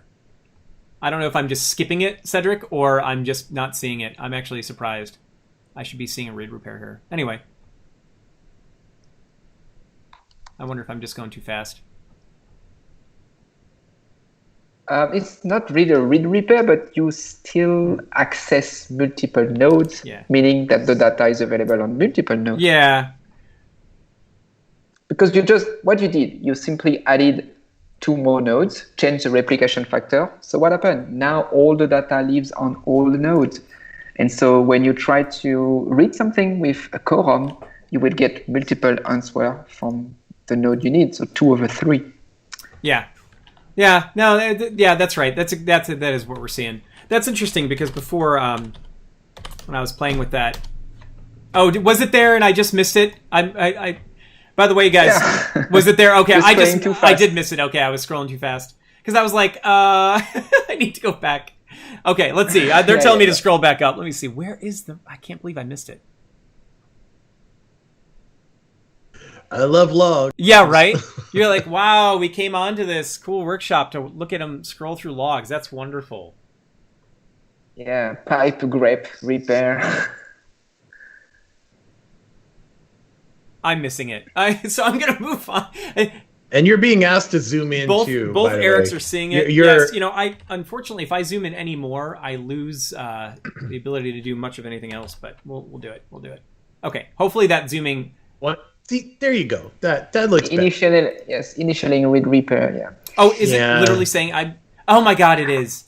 I could not see it the whole time. Anyway, so last thing here, I literally was skipping over it the whole time. Thank you everyone for bearing with me with that. Everyone is seeing it. Yeah, it's just like that was that was pretty funny. Okay, so here's what I'm going to do. Again, in lieu of time, because I want to get on to something a little bit more fun. Notice this next one here. So if I take a look at the diff, we're going to do another comparison where this time it's still the 3 nodes set up, but what we're doing, instead of adding or removing nodes, we're actually changing a configuration parameter, right? Maybe something you find in the Cassandra YAML or whatever. Now, again, if I apply this, then what Kubernetes will do is we'll actually round robin. It'll restart these. It'll like terminate them and create new ones with new configuration, and it'll do it on the fly and it'll do it seamlessly. Right, so it's actually really neat and powerful because, again, that is another way that it greatly simplifies what happens if I need to make a configuration change or something. I can literally make the change, just apply it like we would here, right, if I actually executed this command, and then it would handle that operation for me, right? So that's pretty powerful stuff. All right, so here's what I want to do, though. At this point, I'm trying to think of, I'd love to show the metrics collector stuff. I think we can do it in the time we have, but it's going to be tight.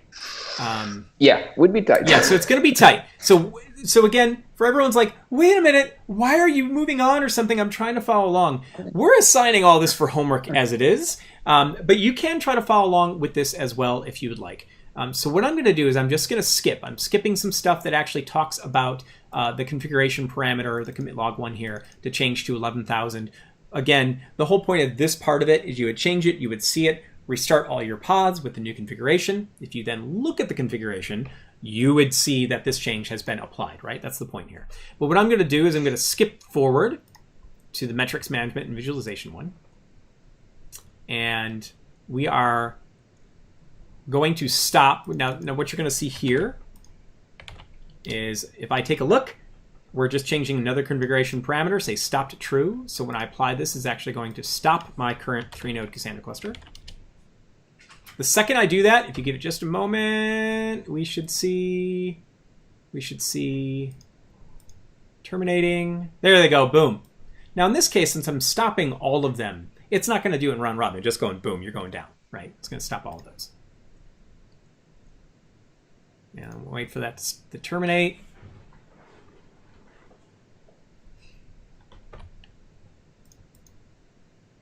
Yeah, Eric, did that Zoom work better for you? If you could let me know in the chat, that'd be great. Yes, and TDH in Discord says, would any config changes cause a rolling restart? Yes, absolutely. I'm kind of skipping over that right now, but that's exactly what I was just talking about a moment. So if you did make a configuration change, you would actually see that each one of these individually, you would see like two of them would be running, right? And then one would terminate. It would restart when it was up and in the system and ready to go, the next one would terminate. So yes, it would do a rolling restart. Okay, so now I've stopped. We see that my nodes are gone. I'm going to go ahead and remove that data center. Okay, good. The zoom is better. Okay. All right, so now if we take a look, I've removed the data center. Oh, I stopped. I'm not going to have that. Yeah, my bad. All right, so for this next section, now we're going to get into the piece with Prometheus and Grafana. What I'm going to do is I'm going to start some of the stuff up, and we're going to talk a little bit more about what those are. But just as a quick overview, Prometheus and Grafana are tools that are used if you want to, say, pull data and metrics and such from your system, in this case, obviously Cassandra, and then if you want to be able to visually depict those metrics in some kind of nice tool that you can use to, be able to get nice updates every 5 seconds, 30 seconds, look at things over days or whatever, and essentially do some analytics on the performance metrics you're getting out of your system. So what I'm going to do is I'm going to just start this up. The install doesn't take so much time, but the Prometheus operator does take a couple minutes, and then we'll actually get into the section with Prometheus and Grafana. Now, by the way, I don't know how many of you are familiar with Prometheus and Grafana. If not, we're going to introduce it to you here. They're really nice tools. You can use them with a lot more things than just Cassandra. You're not limited to Cassandra or something like that. And they're great for visualizing the metrics of your system. So they're just really kind of good tools to know about in general. All right, we'll wait for the OLM operator. I don't know if Patrick and Cedric, if you guys have anything about those two, any kind of fun stories or success stories while you're waiting for this to install. Because you need filler, because things are starting and you don't want to have dead Pretty air. much. Pretty much. Yeah. I'm all about the question on the Yeah, YouTube go for it. chat, What you got? but yeah, that's pretty neat question. Let's see. Do we have some questions we want to answer? Well, there's some questions about like the rolling restart and how this works. I put it in Discord, but yeah, everything we do is about keeping Cassandra up 100%. So rolling restarts, don't terminate your entire cluster and restart I see the it. question from Mohammed AR in Discord, right? So what's the use of terminating the whole cluster at once? Well, for a case like this where we're experimenting and we're just going through this process, maybe I'm in my development system. This isn't something, a cluster that I intend to keep up 100% of the time or something. That would be where I use this. But you're absolutely right, just like Patrick said, right? If this is a real use cluster, then that kind of defeats the purpose of Cassandra. So, yeah, it is a lot of, like I said before, when we first started today, a lot of what we're doing here is we're offering you, we're just kind of bringing you through a particular journey. So we might be doing a couple things that you wouldn't do with the real operations of a cluster, but we're just doing it here to bring you through that particular journey. Yeah, and I also found some question about GMX, or can I use other system like Prometheus, like a ELK stack? So what's happened at the Cassandra level? We do have an agent there, a node agent close to Cassandra that expose metrics into collect-D probe. So anything that can connect to a collect-D probe could read the metrics. So that include ELK with some polling. I think Logstash can plug to a collect-D stuff and get things. ELK, Logstash, Splunk. Yeah, Splunk is one of my favorites. I haven't actually been Splunking for a while, but Splunk was awesome. By the way, while we're waiting for the Prometheus operator, just something to point out here. So this is just kind of a depiction of what we've been doing today, right? So from what we learned in previous weeks about Cassandra and what Cassandra is, right? If you see up here in the top, we've got our cluster, you have our data centers, you have some racks nodes, whatever. Now in this case, we have a very simplistic case with just 1 and 3 node data centers in a cluster. But we're essentially taking this and we're implementing all this within this Kubernetes space. So that's what we've been doing today. Yes, and we have this fun Bitmoji of Cedric saying, yes, he chooses to accept it. And again, talking about some of the features of the Cassandra operator, right? And hopefully you're seeing some of those, making configuration changes, right? It'll automatically handle the rolling restart. It's, the seeds and the way that's handled with rack awareness. If you're using racks, it'll automatically handle your seed configuration for you. Even in the basic cluster without the rack, it will handle your seed configuration for you. And it also gives you options, as it says here, things like if you where you're storing data in a rack safe way to ensure that you have one replica per cloud. AZ, scales up racks evenly with your new nodes, all sorts of things. It'll automatically replace your dead, unrecoverable nodes. I mean, all this kind of stuff is stuff, again, you would have to manage yourself if not using the operator. And we were just doing that. And this is just essentially kind of depicting the places that we've gotten to. But I'm going to skip some of these just because we've been skipping over some of the material a little bit. And let's see, where are we? Yeah, but for you to look at the slides, this is what we create step after step. You see the resources created in the slides. Yeah, that's pretty neat as well. Yeah, and if you want, I mean, it's going to... Oh, did it? Oh, yeah, I didn't think so. Yeah, by the way, if in fact you are at the step where you are creating the Prometheus operator, and then you go, okay, I did that, and then you go to create the instance, and you see this right here, all it means is the operator, the Prometheus operator, is not up yet, right? This one does take a moment to come up, and some of them do, right? If you think about it, you've got to pull down resources. These are containers inside of them, right? You're running actual real applications and everything. So what'll happen is when we're watching our pods up here, once that is ready, you'll actually see a pod show up, and then it will start up, and you'll see its status change. So if you do see an error like this, all it means is the Prometheus operator is not up just yet. You just got to wait a little bit longer, and then it will come up. Yeah, that's something when we were first doing these, I remember I was like running into that. I was like, oh, duh, the operator's just not ready, is all it is. So once it comes up, you'll see it. So question, Cedric or Patrick, do you see any interesting questions or anything while we're waiting? At the moment, this is simply congrats, because most people like the content, so that's make us very happy. I think I think you're ready to go. I'm catching up with the question. Yeah. Yeah, I think in general here, what I'm getting from today's workshop is that a lot of everyone is pretty new to Kubernetes, and I'm excited that you're giving it a go. Yeah. Continue this journey. If you would like to know more, let us know in the chat. Let us know in Discord. Like, here's some topics we'd really like to know more about. We're very happy to teach more of this, do more workshops, and be specialized, especially. I know this is a new topic for a lot of folks, and it is the future.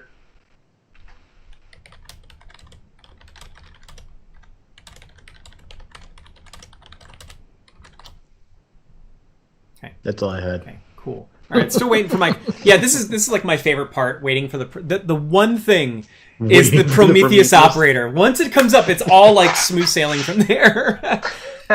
So somebody does have a... It takes some time. Yeah, someone does have a question. I saw a couple questions about what is Prometheus in Grafana, right? So while we're waiting for the operator, I'm actually going to scroll down here to the bottom. We have some images to at least give you an idea. So Prometheus is a really nice tool that you can use to kind of like scrape data and pull it from endpoints. In this case, it's going to be our nodes, right? Our Cassandra nodes. So once this thing comes up, we'll be able to, let's see if I can get this image going. Oh, that's not going to work at all. It'll be better when I can actually show. That was anticlimactic right there. I was hoping for a better, more zoomed in image. But if you get an idea, imagine all the metrics that might be available on a system.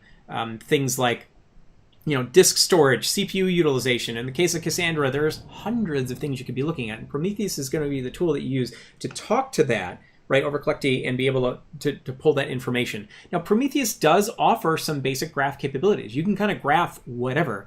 It's not very pretty, though. And it's not, I don't know if Patrick or Cedric, if you have any things you want to counter with that.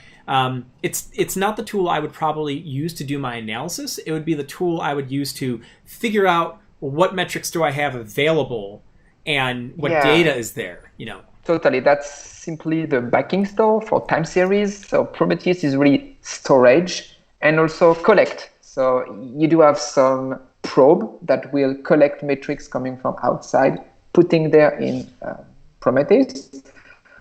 Basic UI, and this is the reason why most people use also Grafana connecting the REST API coming from Prometheus to draw some nice dashboards. Right, and that's what we're seeing here. So these Grafana pictures, again, these are in the GitHub repo and the README. So now we've got Prometheus there, and between our nodes and Prometheus, it's collecting the data. Grafana talks to Prometheus, and then plots this stuff very nicely, right? And yeah, So something pretty. that we can do something with, right, and act on. By the way, my operator is up, as I mentioned before. Here it is. We see I have the Prometheus operator. So now I can start that instance. And yeah, so you might notice that even Prometheus and Grafana work the same as the Cass operator, meaning we need an operator. The basic primitive of Kubernetes are not enough to handle the Prometheus. Now when you want to deploy complex application, most of the time you are using operators. yeah. And by the way, as I'm just going through, I see a question in here. How is DSC Op Center different from these Grafana dashboards for Cassandra? That's a great question. Op Center is a monitoring and management platform for DataStax Enterprise, right? Yes, there is some monitoring capability in there. There is some dashboards that you can use to pull out data from the metrics. The big difference, and this is something, I'm so glad you asked this question. The big difference with what you're seeing or what you're just about to see with Prometheus and Grafana and the metrics collection is that in Op Center, you have to understand and learn what out of a ton of metrics that are available to you via Cassandra, which ones are meaningful, right? And you have to do things with that, and you have to do that yourself.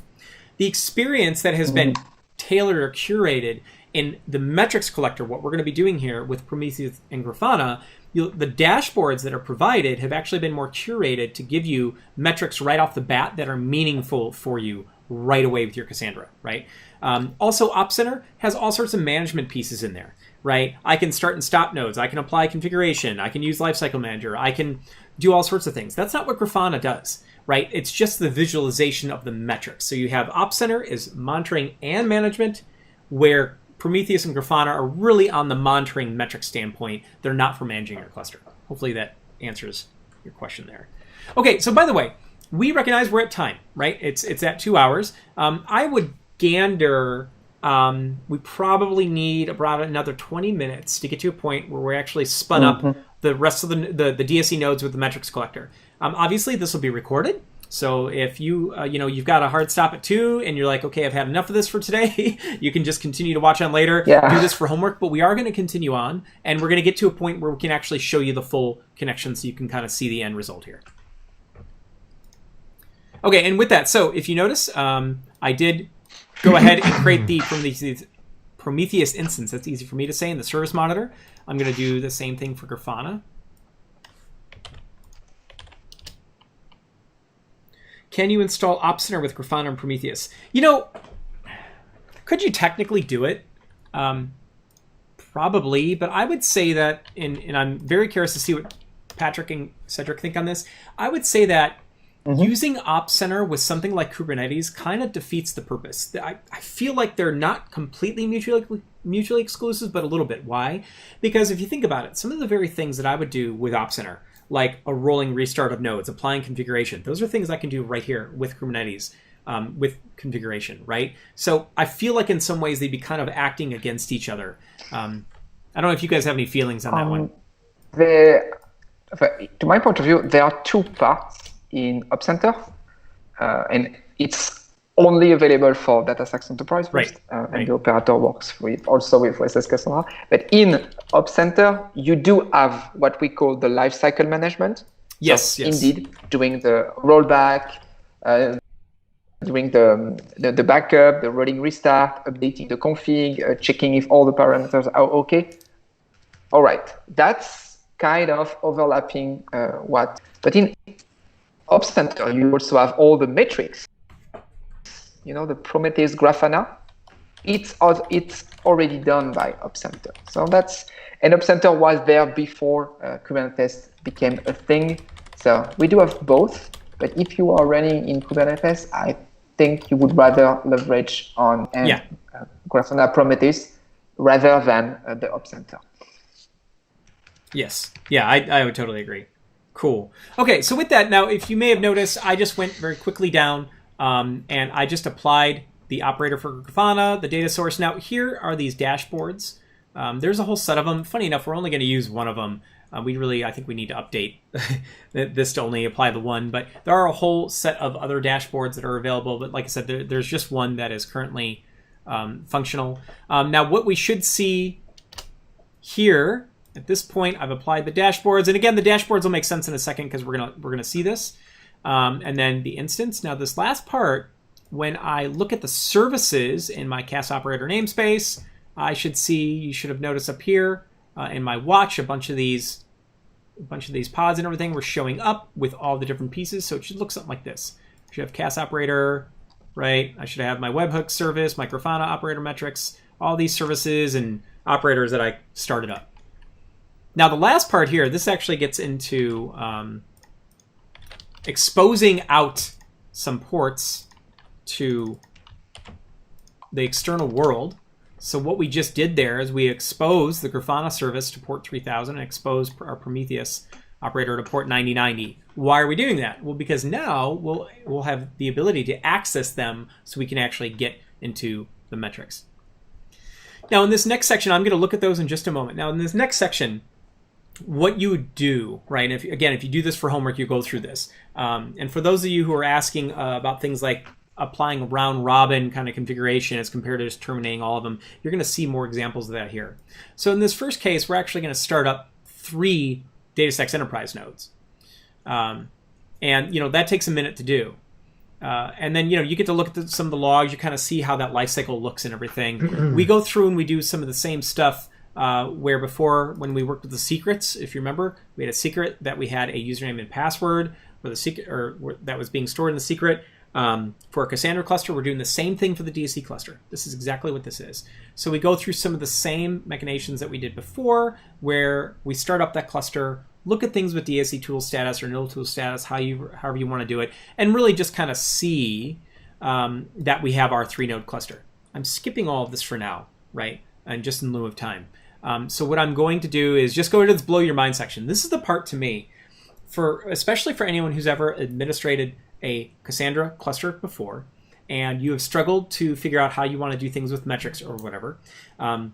This is one of those areas that is like there's magic here, and it is totally cool. We've started Prometheus and Grafana, but we haven't. Oh, what's up, Patrick? Oh, I'm sorry. I thought Patrick's like, David, no! What do we need to roll? Yeah. And then next time I'll just mute I don't want you to get all worried. Oh, that was great. So at this point, we've started up the operators, but we haven't hooked it all together, right? And so now we're just about to do that. So I'm just skipping ahead a little bit. And what this would have done, this enable metrics YAML, this is, if you take a look at the configuration, you'll see that we have first our 3 DSE nodes that we start, but when we enable the metrics, we essentially change the configuration to just add this in. Why don't we go ahead and look at that real quick? So we're going to Prometheus Grafana and DSE mini enable metrics. Let's see. Oh, now you're messing with me. I just wanted to see if you still responded. Yeah, okay. I mean, are you surprised if I don't, or if I did? DSE? No, I count on it. It's actually entertaining people, I think. Maybe. All right. So here's what I want you to notice. So here, again, we changed from Cassandra to DataStax Enterprise. It's still Cassandra under the hood, except for with the added DataStax Enterprise stuff on. So you might notice some different things like our version and such, but that's not what's different. To enable the metrics collector in DataStax Enterprise, this is what you do, right? You actually add this configuration in here where you're setting this Prometheus configuration. That's it, though. I do this thing as long as, obviously I've got the Prometheus operator, I've got all that in place. Then when I apply that, it's going to start these nodes up with that configuration. If I had 3 nodes existing, it would have gone through and round robin, done it where terminates one, brings up a new one with the new configuration, so on and so forth, right? So in this case, though, we're going to see it's going to initiate these 3 pods. This part is going to take about 11 minutes. These are full-on DSE nodes, right? Starting 3 of them on a single machine.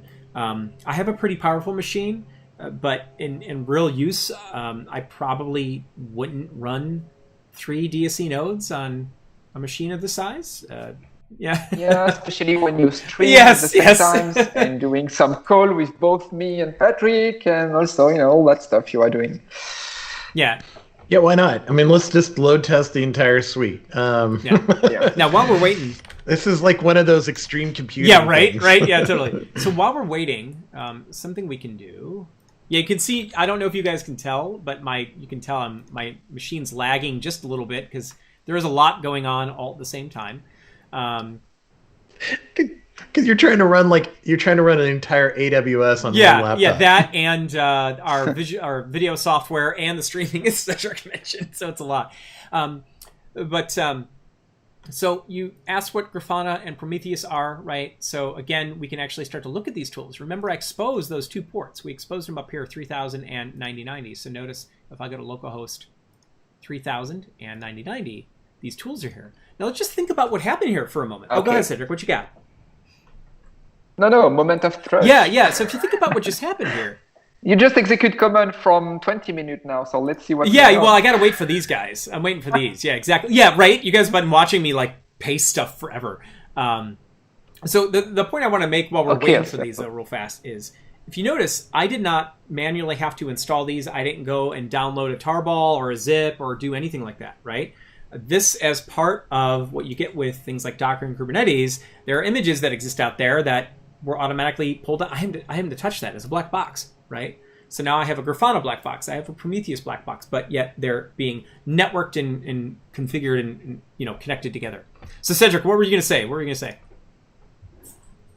No. Let's go for it. We're running already late. I hope we get all the metric and everything. Yeah. So what I'm going to do now, I already know what the username and password are, but I just want to point this out. Once you get down to the Grafana step, it's admin secret. Exactly. We do have it here. I was going to say, you might as well just say that because everyone's going to be like, what's the password? Admin secret. But it is there in the docs. I swear to you, it's in the docs. Now, the moment... Not admin, like everyone's router. Now, the moment, we don't have any data, right?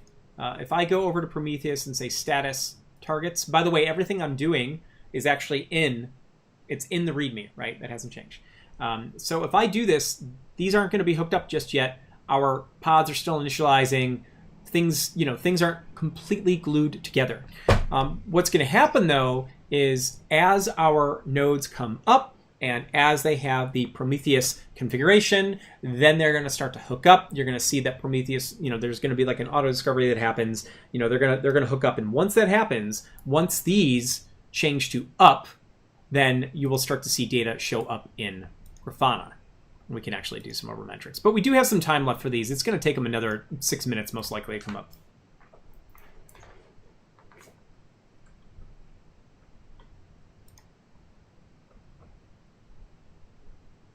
And Cedric and Patrick go completely silent. Oh, Patrick, you got really small.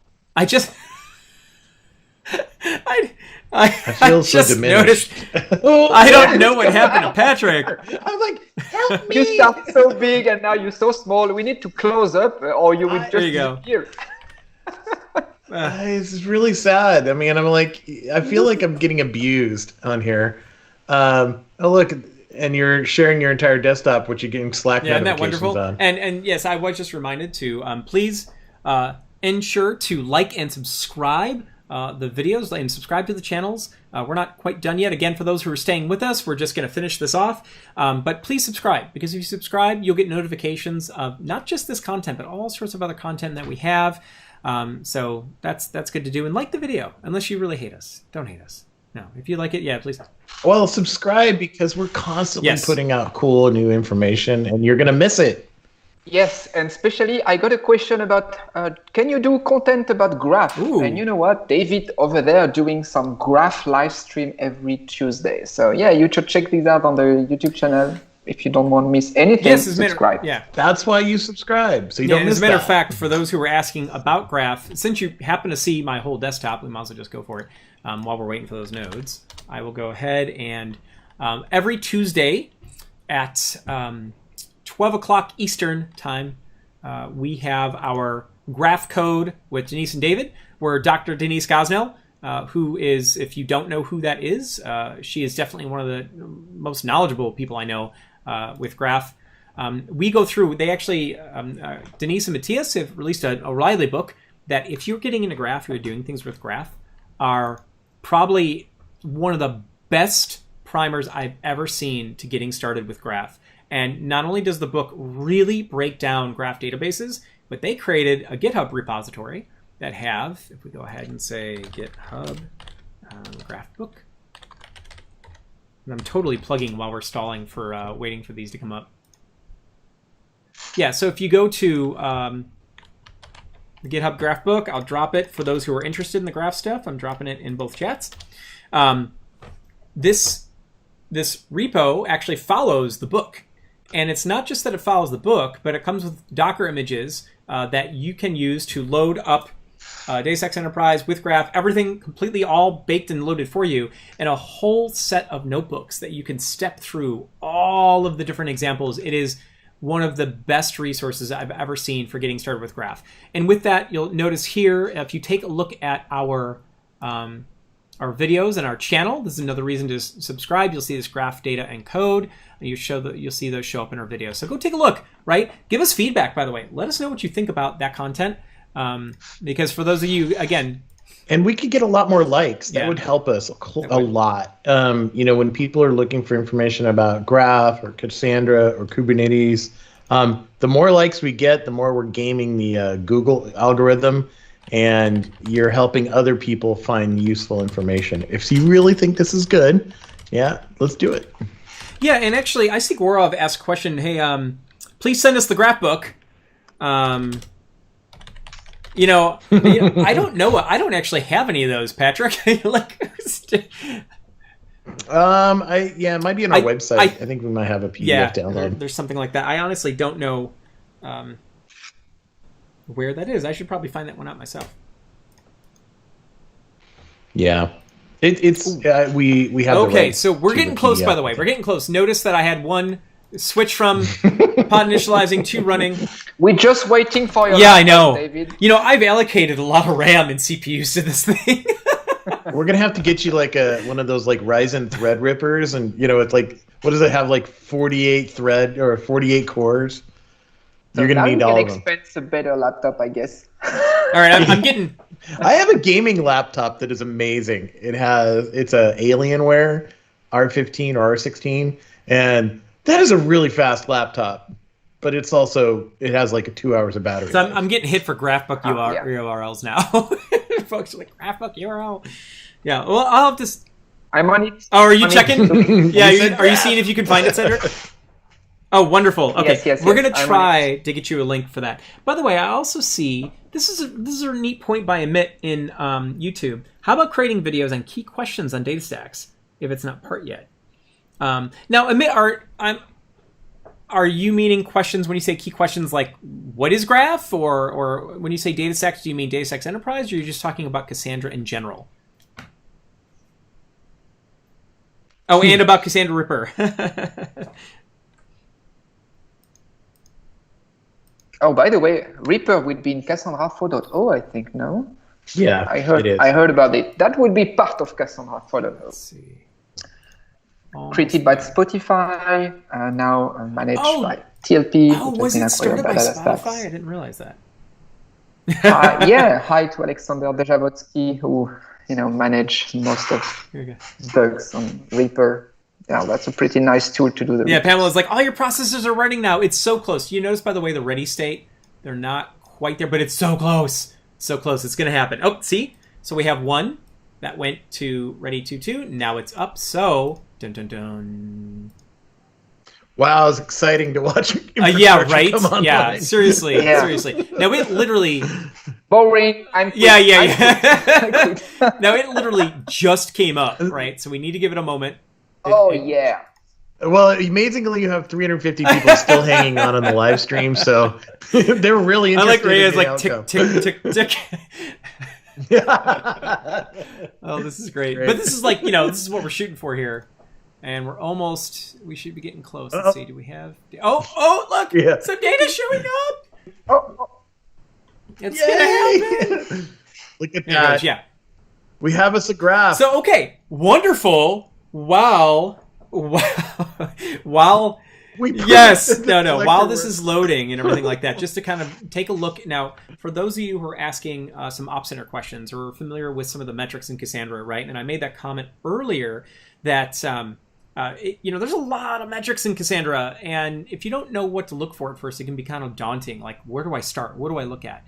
Well, like I mentioned, the metrics collection capability in Prometheus and Grafana, it's not just slapped together like here's Prometheus and Grafana and go figure it out. These have been curated, right? So the metrics that are here, in fact, have been curated to give you a better starting experience of what kind of things do I need to look at.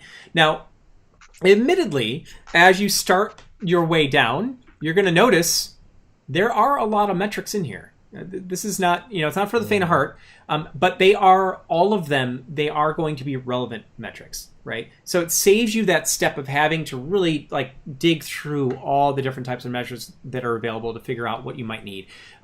So I would say this is a really good place to start and kind of look at the metrics that are here and get a feel. Now, some of them you may or may not ever care about, but there's some like hints or, if you're adding data centers, you want to look at streaming or something, or repair metrics, things like that, those are going to be good to look at, right? And all you have to do, obviously, for any of these is just open them up. And David, I would like to point out also that we just did recently we did a blog and some video on a product that we're getting ready to release called Vector. So Vector is our first shot at AI operations, meaning all of these configuration values with the metrics you get out of it. You're right, there's a ton of them. But what Vector is meaning to do is to collect them and give you like an expert level advice about, okay, here you may have a performance problem. Here's what we suggest to fix that. And it'll give you the A and the B. It's like having an expert, a Cassandra expert, sitting over your shoulder telling you what to do. It's pretty amazing. So just look for that information. It's coming soon, but it's all in preview right now. Yep. Yeah, and I actually had a conversation with someone on the admin side the other day. We were talking about that very thing, and some of the questions he was asking was like, how do I know what to look for? Right? How do I know what parameters I need? Where are the anti-patterns? Like, how do I know what to look for? And that's actually something that I'm really excited about for the whole vector piece. It was insights before, right? Is that you can look at your data model and it will let you know if you are, if you've exposed any anti-patterns. And then not only will it tell you that, it'll actually give you the links to the docs and like what you can do about it. How do you rectify this? There's like some really cool stuff there. I'm excited. Okay, so check it out. All of the processes now are ready, are these 3 nodes are ready to a state. Come back over to my Prometheus. Boom, they are all up. So if I come here, I should start to see, if I look at the number of connections, clients connected, yeah. Right, you can see the number of clients connected is going up, right? So obviously there's going to be a little lag behind where Grafana is compared to what's actually being reported out. It's not too long, but then you'll start to, there it goes, boom, right. So now we have all 3 nodes that are in place and hooked up and talking, and that is all completely in my Kubernetes cluster, right? So that is all available there. And again, I didn't have to manually hook these up. Yes, there's configuration and such, but Kubernetes is managing this for you. And what's even cooler, what happens if I lost, a pod where my Grafana was or something? Well, guess what? Kubernetes is going to heal that. That's going to bring it back up. It's going to reconnect. I mean, there's just so much coolness factor here. But anyway, finally, that was it. Pretty much this is where this particular, this week brings you, right? It brings you to the point where now you've started one Cassandra cluster, one DataStax Enterprise cluster. You've changed configuration on the fly. You've applied some metrics. Now you're able to do that. And then essentially what we do is we finish up with someone who was asking earlier, well, how do I clean all this stuff up? Right? Spent all this time to start it, and now we're going to stop it. So then we do provide you the scripts here as well to actually bring these down and clean everything up and get back to your regular state. I'm going to free up all the processes on my machine now, and you'll start to see things terminating. Yeah. And I think you can go back to slide, and I do have 2 slides. Yeah, which ones? Which ones do you want? Show me back to slide 50. Let's go to 50. 50, this one? Lag. There it goes. Lag. Okay, it's coming. Is that the one? All right. Okay, here you go. Yeah, so the homework for this week, we didn't put a lot of stress to you. We simply ask you to finish the exercise. So the cluster will be terminated in 24 hours. We have so many. If you need more time, send an email to Aleksandr VOLOCHNEV at datastacks.com. We have provided the email, and I'm probably sure we will do it again pretty soon. Validation form of the week, you will see, is only question from the session today and this exercise, pretty easy. And I simply had an announcement to make for Ask Trackathon. So if you go to next slide. So we have looked at the agenda, and the last session of the 8 weeks workshop would be August the 20th. It's a Thursday. So we ask you, we put at the end date the August 20th, okay, 12 p.m. PST, last date for submission for the hackathon. So remember, real money to win. And I just announced as well that there will be a surprise week 9, okay, called Ask Me Anything, Ask You Anything. It's just jamming a convo all together, just have fun, where we will announce the winner. So we would have 6 days between the last submission to this week 9th to get excited and do some jokes and fun. And we will have a lot of Mentimeters doing. It's all about fun. And we've been making you all do homework, all these weeks. And if you want to get a chance to make us do homework, then submit an application to the Ask Trackathon, because then we have to go through it all in that 6 days. So the more submissions, the more work. So bring it on. Bring it on. Yep. All right, that was my message for the end. Do you have something to add, folks? No, I think, if anything, I just want to say thank you, everyone, for staying with us today. We totally understand if you've never been introduced to things like Kubernetes and Docker, right? It can feel like a lot at first. Kubernetes itself is a complex beast, but it's also extremely capable and flexible and allows you to do some seriously cool things. So this is just a start, right? Again, go through the homework, take a look. We give you the steps and all the documentation links and everything like that, and kind of go through it on your own if you can, and you'll get kind of a feel for how all it's working. Yeah, we're getting a lot of questions about the inside the hackathon. If you look on Discord, there's a link there. I would love, so this is my personal plea. I want to make you famous and I want to give you money for doing something really awesome. We haven't had a hackathon in Cassandra World in a long time. This is an interesting time to do it too, because there's so much Cassandra happening in the world right now. It's a great way to get noticed. If you're trying to upgrade your job situation, winning a hackathon with Cassandra would be a really good idea. That's a good point. Yeah, that's a really good point. Yes. Yeah, so with that, let's, like I said, bring it on. Bring on your hackathon code. Make the submission. Again, as always, if you have any questions or anything, chat with us on Discord. Reach out to us on LinkedIn, right? There are all sorts of ways. We love to chat. Yes. We love to chat. We love the feedback. We try to improve step after step. So reach out to us, one-to-one chat. Yeah, we really need your feedbacks about the workshop. Absolutely. And with that, everybody, thank you so much for joining us today. I appreciate you staying on with us for a little bit extra time for us to get that final win. And everyone, take care, and we'll see you next week. See ya. Goodbye. Thank you very much. Bye.